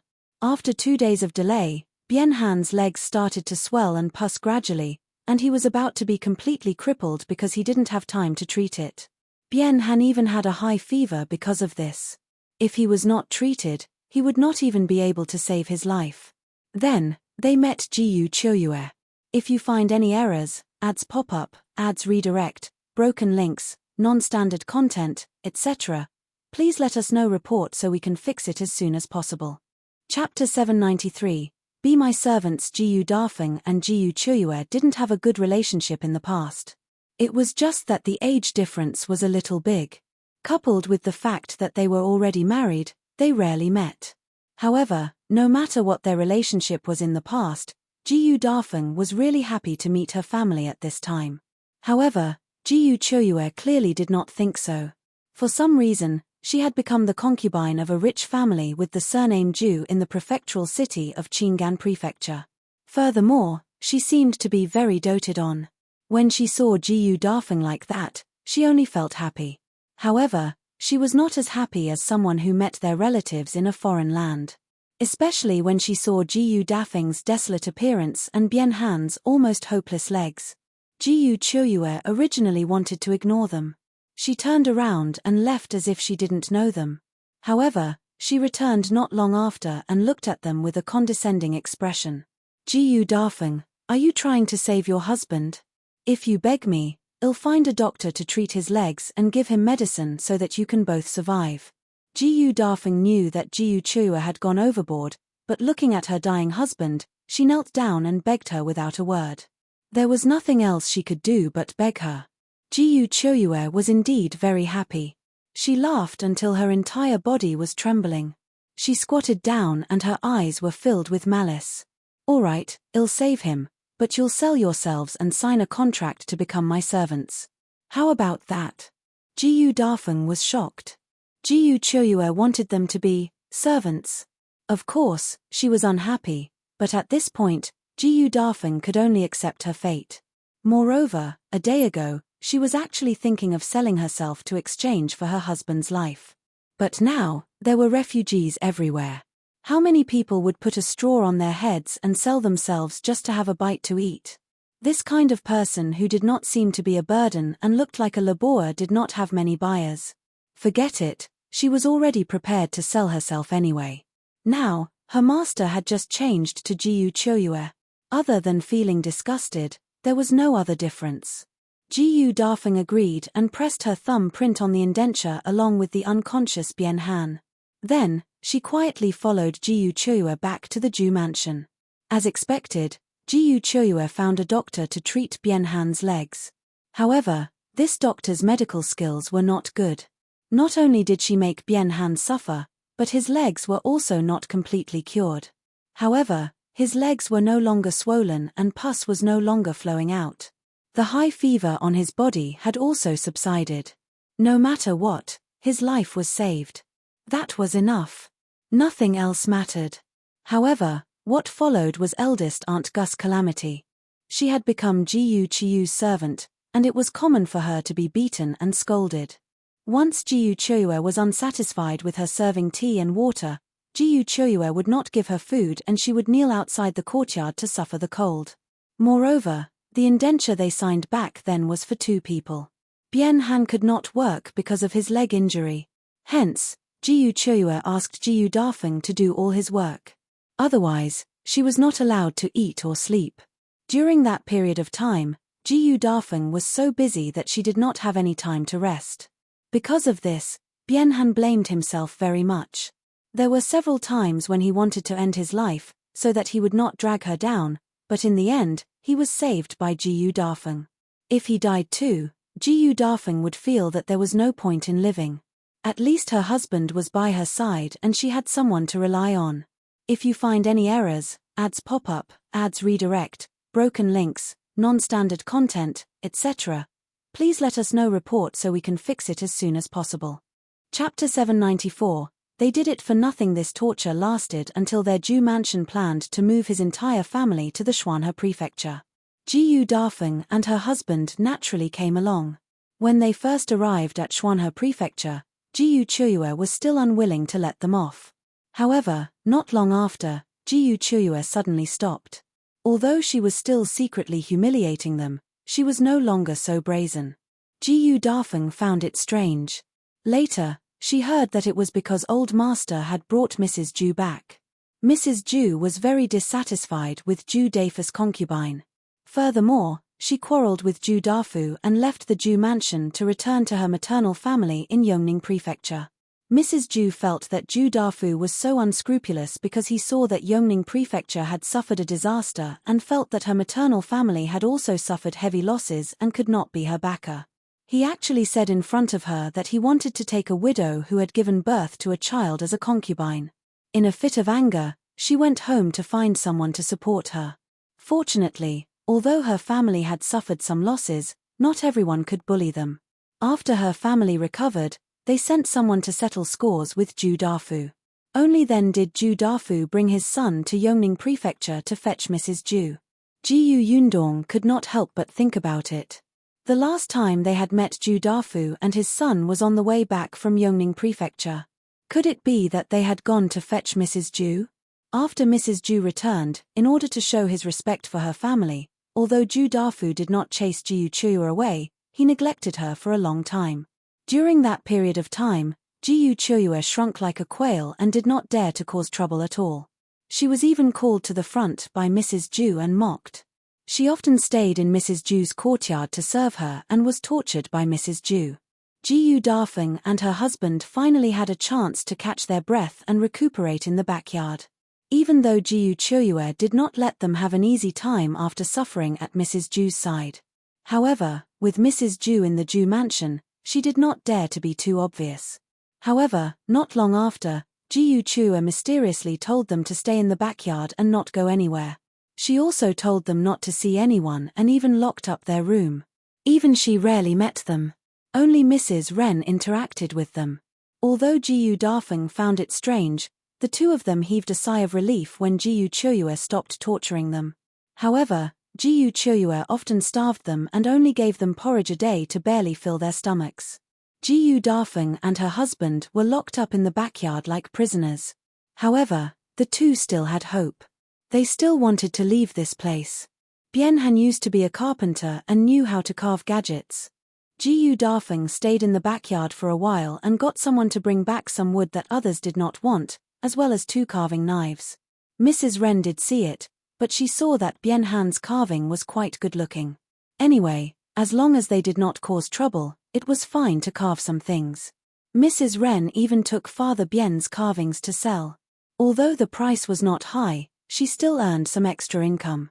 Because of this, Mrs. Ren turned a blind eye and even helped to persuade Jiyu Qiuyue when she found out. That was why she didn't let Jiyu Qiuyue take their things away. However, what Mrs. Ren did gave Jiyu Dafeng some inspiration. If she could sell them, could she do the same? Although they were said to be Jiyu Qiyu's servants, they were different from ordinary servants. They did not have any monthly allowance. Jiyu Qiuyue said that she had already paid their monthly allowance for Bianhan's treatment in advance, so they had done the work for nothing. If you find any errors, ads pop up, ads redirect, broken links, non-standard content, etc., please let us know report so we can fix it as soon as possible. Chapter 795, Fate is Indescribably Wonderful. Jiyu Dafeng needed money. She knew that no matter where she was, she could not do anything without money. For example, if she had money in the backyard of the Zhou mansion, she could at least find someone to bring them some food and not starve. Just like Mrs. Ren. Although she was Jiyu Qiyu's confidant, she had her own interests and could still make things easier for them. Therefore, after Bianhan carved those gadgets again, Jiyu Dafeng would secretly hide some. The rest would be taken away by Mrs. Ren. In order to earn this extra income, Mrs. Ren even found wood for them. Anyway, it was just a small matter. Bianhan was her free labor. Bianhan's movements were fast and the carvings were beautiful. Jiyu Dafeng had actually already saved up a bag of money, but it was a pity that she could not leave the residence. Mrs. Ren was very strict in this aspect. The courtyard where Jiyu Qiuyue lived was filled with her people, and the place where they lived was tightly guarded. Just as Jiyu Dafeng was feeling a little dejected, an opportunity suddenly came. The servant who watched over them today did not pay attention and left without locking the door completely. Jiyu Dafeng ran out secretly. She had also heard that old Master Zhou had left the residence to watch the parade. Not only him, but Jiyu Qiuyue had also gone out. Mrs. Ren was not around either. Moreover, the place they were going was relatively far from the Zhou mansion. It would probably be afternoon when they returned. Jiyu Yundong thought of Steward Zhou, whom she had met in the tea house. She had not seen Steward Zhou come out of the main door since she went back.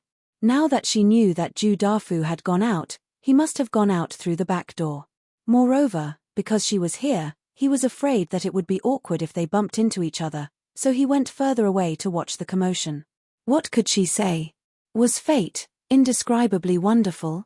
So, eldest aunt took advantage of their absence to sell all the wooden carvings in this bag. Jiyu Dafeng nodded and looked at the bag beside her. She said in a low voice, "Unfortunately, none of them were sold. When everyone saw me like this, they thought I was a beggar. Before I could speak, they all had run away." Jiyu Dafeng's clothes were from her hometown. Jiyu Qiuyue had never given them clothes to wear. She always said that they were doing rough work anyway. It would be a waste to give them good clothes. They did not have to go out, so there was nothing to worry about. Therefore, even though she had washed her clothes and tidied her hair, she was still avoided by pedestrians. The wooden carvings couldn't be sold, and someone accidentally pushed her in front of someone's carriage. At that moment, Jiyu Dafeng's heart was filled with despair. She had personally seen someone block a rich man's carriage and be beaten half to death. At that time, her limbs were weak and she could not stand up at all. Her mind was also blank. She only spoke numbly, but she did not even know what she had said. When she picked up the wooden carvings and was about to leave, a man grabbed her hand. She started to tremble, thinking that it was over. Unexpectedly, she met her eldest brother and niece. They stopped her because they recognized her voice. Jiyu Dafeng was overjoyed. She wished she could hug her eldest brother and cry on the spot. She wanted to cry out all the emotions she had suppressed for the past year. Finally, she didn't have to hold on like this anymore. She and her brother were reunited. If you find any errors, ads pop up, ads redirect, broken links, non-standard content, etc., please let us know report so we can fix it as soon as possible. Chapter 796. I'll bring uncle back. Jiyu Dajiang's eyes turned red when he heard that. He held his sister's hand and said, "With me around in the future, you can be at ease. I won't let you suffer like this again." Then, he gritted his teeth. Jiyu Choyue, this beast. Previously, she lied to me that Yundong and the rest went to Wanqing Prefecture. Now, she's using all means to torture your own sister and brother-in-law. He looked at Jiyu Yundong. "I'll go to the Zhou mansion and personally bring brother-in-law out. You take care of your aunt." Jiyu Dafeng quickly pulled him back. "Brother, don't be rash. The Zhou family is not an ordinary family. You'll suffer if you go." Jiyu Yundong also stopped him. "Father, don't go. I'll go to the Zhou mansion." "You can't go either. Yundong, you don't know." Jiyu Dafeng wanted to stop her. Jiyu Yundong shook her head. "It's all right, aunt. I know old Master Zhou." Eldest Aunt Jiyu was stunned. "You know old Master Zhou?" "That's right. Not only do we know each other, but we also have some ties. When my shop opened, he gave me a huge gift," Jiyu Yundong said meaningfully. "So don't worry. Even if Jiyu Choyue doesn't agree to let you go, she is Zhou Dafu's concubine. As long as Zhou Dafu agrees, it's useless for her to object." Jiyu Dafeng was stunned. Yundong had opened a shop. Old Master Zhou had even sent a congratulatory gift. They actually knew each other. Jiyu Yundong said to Jiyu Dajiang, "Father, I've interacted more with old Master Zhou and know his personality. It's more suitable for me to ask him for her. You haven't met Zhou Dafu before. He doesn't know you. If he's unwilling to see you, you won't be able to ask for anything. Most importantly, if Jiyu Choyue finds out, it'll be disadvantageous for us if she's on guard."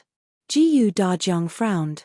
Although he wanted to teach Jiyu Choyue a lesson personally, what Yundong said made sense. Hence, she nodded. "All right, nothing else is important. The most important thing is to bring your uncle out and get the indenture." "Yes, I know."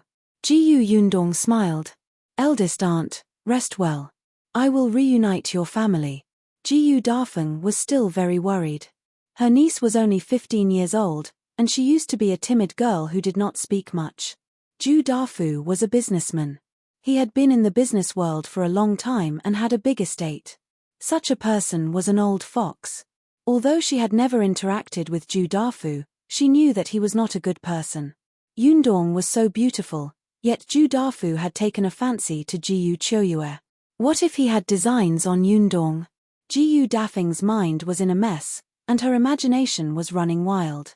However, Jiyu Yundong had already stood up. She looked around and said to Jiyu Dajiang, "Father, this is a medical center after all. It's not convenient to stay here for long. Take eldest aunt to the inn beside and get a good room. Let eldest aunt rest and recuperate." Jiyu Dajiang thought about it and agreed. He helped Jiyu Dafeng stand up. On the other hand, Jiyu Dafeng shook her head. "Isn't it a waste of money? It's the same even if I wait outside." Jiyu Dajiang disagreed and insisted on bringing her to a nearby inn. Jiyu Yundong specially went to the ready-made clothing store and bought 2 sets of clothes. One was for eldest Aunt Jiyu and the other was for his uncle. Then, She handed eldest Aunt Jiyu to her father and went out herself. She walked to the carriage and jumped up. Shui Rong, who was on the carriage shaft, asked, "Miss, where are we going?" "The Zhou residence. If you find any errors, ads pop up, ads redirect, broken links, non-standard content, etc., please let us know report so we can fix it as soon as possible." Chapter 797. Finding help. Jiyu Yundong was also thinking about where to go. Of course, it was most important to go straight to the Zhou residence, but Zhou Dafu, after a few interactions, Jiyu Yundong finally knew what kind of person this person was. He was someone who would trample on you to death whenever he found an opportunity. Back then, when he wanted her shop, he didn't know much about her and Shao Qingyuan. He only knew that he couldn't beat them and ran away. In the end, after investigating them, he found out that the two of them were just poor people from the countryside who had no backing.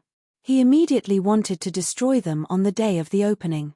Even if such a person saw that the people who came to deliver the congratulatory gifts were either rich or noble when the shop opened, and knew that she was not someone without a backer, once he knew that the family she cared about was in the Zhou mansion, he would be smug. Not only would he not let him go, but he would also take her aunt and uncle into his hands and obtain endless benefits from her. For example, getting in touch with the Nai family. If Jiyu Choyue, the troublemaker, was included, Jiyu Yundong felt that she would be sucked dry by Zhou Dafu in the future. Therefore, he could not look for her so directly. Jiyu Yundong sat in the carriage and did not speak. His mind was racing. After a while, she narrowed her eyes and said to Shui Rong, who was outside, "Go to the Dai residence." This place was not far from the government office, so the Dai residence was also nearby. Although Shui Rong did not know what Miss wanted to do, he immediately turned his horse around, shook the reins, and quickly headed for the Dai residence. Jiyu Yundong had never been to the Dai residence before. Previously, she had met Madame Dai at the milk tea shop. This was the first time she had visited. However, Madame Dai had told her that if she wanted to visit, she could just tell the concierge. She had instructed the concierge not to stop her. Thus, after Jiyu Yundong announced her identity, the concierge immediately led her inside. Madame Dai happened to be at home today. When she saw Jiyu Yundong enter, her face was filled with surprise. "Yundong, you're finally in the prefectural city. It seems that I sent the right letter to you. I should have urged you to come back earlier." Jiyu Yundong smiled and greeted her. Madame Dai held her hand and walked in. All right. There's no need to be so polite. You came at the right time. I have a lot to tell you. Come in quickly. I'll get someone to serve tea." Jiyu Yundong quickly pulled her back. "Auntie, wait. I came here today for something. Is something wrong?" "Yes, it's an urgent matter," Jiyu Yundong said solemnly. Seeing this, Madame Dai's expression turned solemn. "Do you think there's a problem with the shop?" "No, I have something else to ask. Young Master Dai for help." Jiyu Yundong looked around and whispered in her ear. "Wenhuo?" Madame Dai was surprised. "Yes, is young Master Dai in the residence?" Yes. Madame Dai's heart was itching. She didn't know why Yundong was looking for Wenhuo. She knew that Wenhuo had gone to Yongfu village last time. When she returned home, she even specially asked him. Wenhuo simply said that Jiyu Yundong and Shao Qingyuan had helped him a lot. After that, she didn't say much. Madame Dai knew that there were some things that she shouldn't know too much about, so she didn't ask further. Could it be that Yundong was looking for Wenhuo today because of what happened back then? Why didn't young Master Shao come looking for him? Madame Dai thought a lot, but she knew her limits. Her husband and son were doing something big, so she shouldn't inquire what she shouldn't know. If you find any errors, ads pop up, ads redirect, broken links, non-standard content, etc., please let us know report so we can fix it as soon as possible. Chapter 798. The Petty Dai Wenhuo. Hence, Madame Dai quickly asked the maidservant to look for Dai Wenhuo. What a coincidence. Wenhuo happened to be at home today. Today was the day that the bandits were going to be executed. There was indeed news that there might be accomplices coming to rescue the prisons, so Dai Wenhuo secretly deployed people to keep an eye on the few people who were to be executed. Unexpectedly, There was nothing unusual. The bandits did not come. Dai Wenhuo waited for the bandits to be beheaded before returning home. Just as he finished eating and changed his clothes, he heard his mother call him over. Dai Wenhuo quickly packed up and went to pay his respects to his mother. Then, he saw Jiyu Yundong standing there. He was stunned for a while before Madame Dai said, "Come quickly. Yundong is looking for you. She has something important to discuss." As she spoke, Madame Dai left, leaving Dai Wenhuo and Dajiang behind. Dajiang nodded. "Miss Jiyu." Jiyu Yundong nodded at him and walked to Dai Wenhuo. "I want to ask you for a favor." Dai Wenhuo dug his ears. "Who did you say you were asking for help?" This guy, he must have hated her for not sharing the porridge with him when they were deep in the mountains. What a petty man. "Please, Dai Wenhuo." Forget it, she was a magnanimous person. She would let him be smug for 2 days. Dai Wenhuo finally knew that this was a private matter. Since it was not serious, he was not in a hurry. He raised his eyebrows and asked again, "I didn't hear you clearly. Say it again." Dajiang, who was standing behind him, shouted in his heart. "Young master, where's your grace? Do you not want that brother of yours, young master Shao? Why are you making things difficult for Miss Jiyu like this? Moreover, Miss Jiyu will definitely take revenge in the future. It won't do you any good to act rashly." Jiyu Yundong secretly took a deep breath and put on a fake smile. "It's fine if you didn't hear me clearly. If your house wasn't close, I wouldn't have come to look for you. But it seems that I found the wrong person. After all, you're deaf. I'm afraid you can't help much. Goodbye." Her first choice was the steward of the Nai residence, all right? Zhu Dafu wanted to cozy up to the Nai residence, and it was said that he had treated the steward to several meals. However, the Nai residence was far away. Furthermore, she was not as familiar with the steward as she was with Dai Wenhuo. Unexpectedly, Dai Wenhuo was nothing. She turned around and was about to leave when Dai Wenhuo suddenly stood up from his chair. "Wait." He took 2 steps forward and stood in front of Jiyu Yundong. "Forget it. For Shao Qingyuan's sake, just tell me what it is. I'll help you. I don't want him to fight me to the death if you run to him and cry." He didn't say that he wouldn't help. This woman really didn't have any patience. He wasn't such an ungrateful person. Last time, it was her and Shao Qingyuan who brought him into the mountains and gave him such a big clue. Jiyu Yundong snorted coldly. She wanted to put on airs and let him know that there was a price to pay for his foul mouth. However, she couldn't wait any longer. Who knew if Jiyu Chuya would find out about her eldest aunt's absence and settle the score with her eldest uncle? Thus, Jiyu Yundong did not delay any further and briefly explained the matter. Dai Wenhuo frowned when he heard that. After a while, he nodded and said, "All right, let's go to the Zhou residence. Find me a set of servant's clothes. I'll go with you. Zhou Dafu knows me. I'll dress up." Dai Wenhuo nodded and got someone to bring her a new set of clothes. Then, he got Dajiang to prepare the carriage. If you find any errors, ads pop up, ads redirect, broken links, non-standard content, etc., please let us know report so we can fix it as soon as possible. Chapter 799, To the Zhou Mansion, disguised Jiyu Yundong borrowed Madame Dai's room and put on makeup for himself. Madame Dai watched from the side. Although she did not know what Jiyu Yundong was doing dressed up like this, she saw that Jiyu Yundong had skillfully turned an exquisite and gentle girl into a slightly delicate but tough man in a short period of time. She exclaimed as if she was watching a show. "As expected, I knew that the more I get to know you, the more capable you are. I really want to see what other abilities you have." Madame Dai was really envious of her hands. She felt that they could turn something rotten into something magical. Jiyu Yundong smiled. "I'll teach auntie when I'm free. That's a deal." "Okay." Jiyu Yundong bade her farewell and hurried out. As soon as she left, Madame Dai's gaze landed on the makeup items on her dressing table. She picked them up eagerly and gestured at her face. Jiyu Yundong had already walked out of the Dai residence. There were 2 carriages parked there. Dai Wenhuo stood beside one of them. Jiyu Yundong walked towards Shuirong. "Go back to the inn first." "Yes, miss."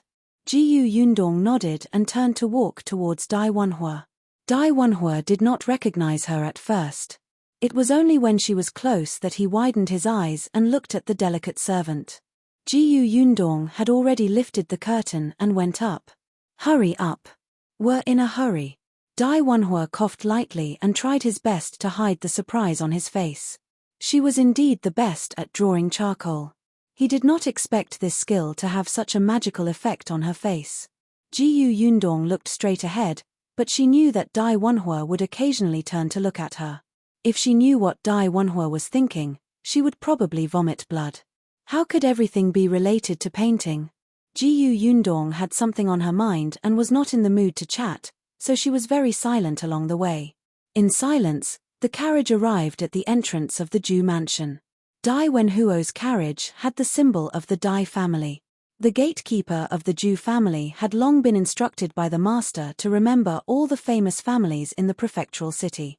At this moment, when he saw the prefecture magistrate dais carriage, his eyes immediately widened.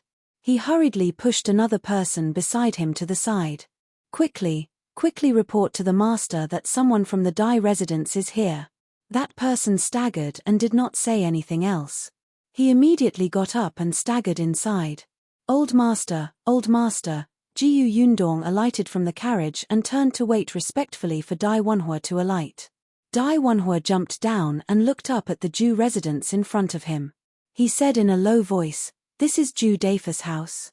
"Yes." As he spoke, the gatekeeper had already greeted him with a flattering smile.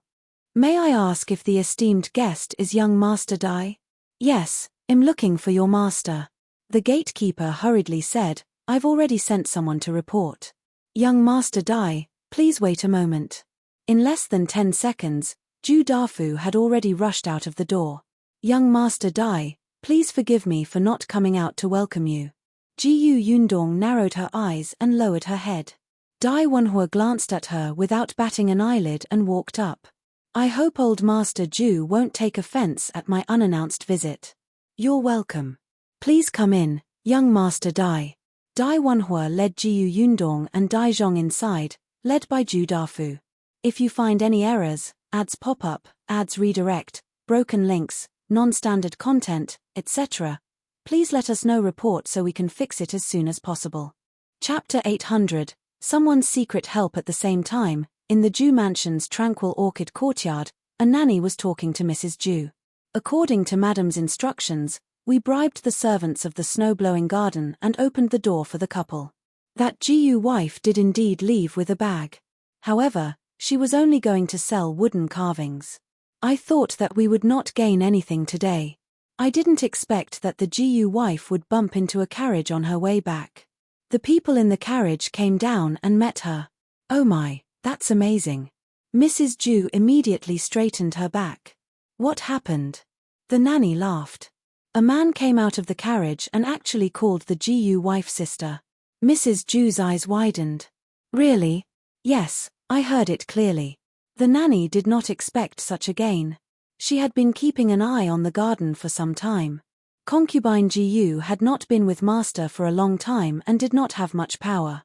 However, Mrs. Ren had taken her side, and Mrs. Ren was not on good terms with Mrs. Zhou, so she had been helping Concubine Jiyu. Mrs. Ren was a person who liked to hold grudges. In the past, she had served the old madam. Before the old madam died, she asked the old master to take care of Mrs. Ren. Therefore, even if Mrs. Zhou wanted to deal with her, she had to consider carefully and tactfully. However, when master took Concubine Jiyu in, Mrs. Zhou went back to her mother's family in a fit of pique, giving Mrs. Ren time to get together with Concubine Jiyu and arrange for her former friends to join the snow-blowing garden. That was why it was so difficult for her to find out what was going on in the garden, and Concubine Jiyu had not come out of the garden a while ago. But she had heard from a servant that Concubine Jiyu was locked up with a couple.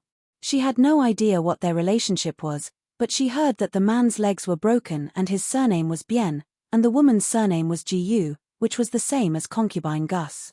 Mrs. Zhou and her servant both guessed that Concubine Jiyu might be from the same hometown and had a grudge against her. Otherwise, why would Concubine Jiyu torture her so much? Mrs. Zhou saw that she had kept the two of them locked up and refused to let them out, so she would try to set the Jiyu woman.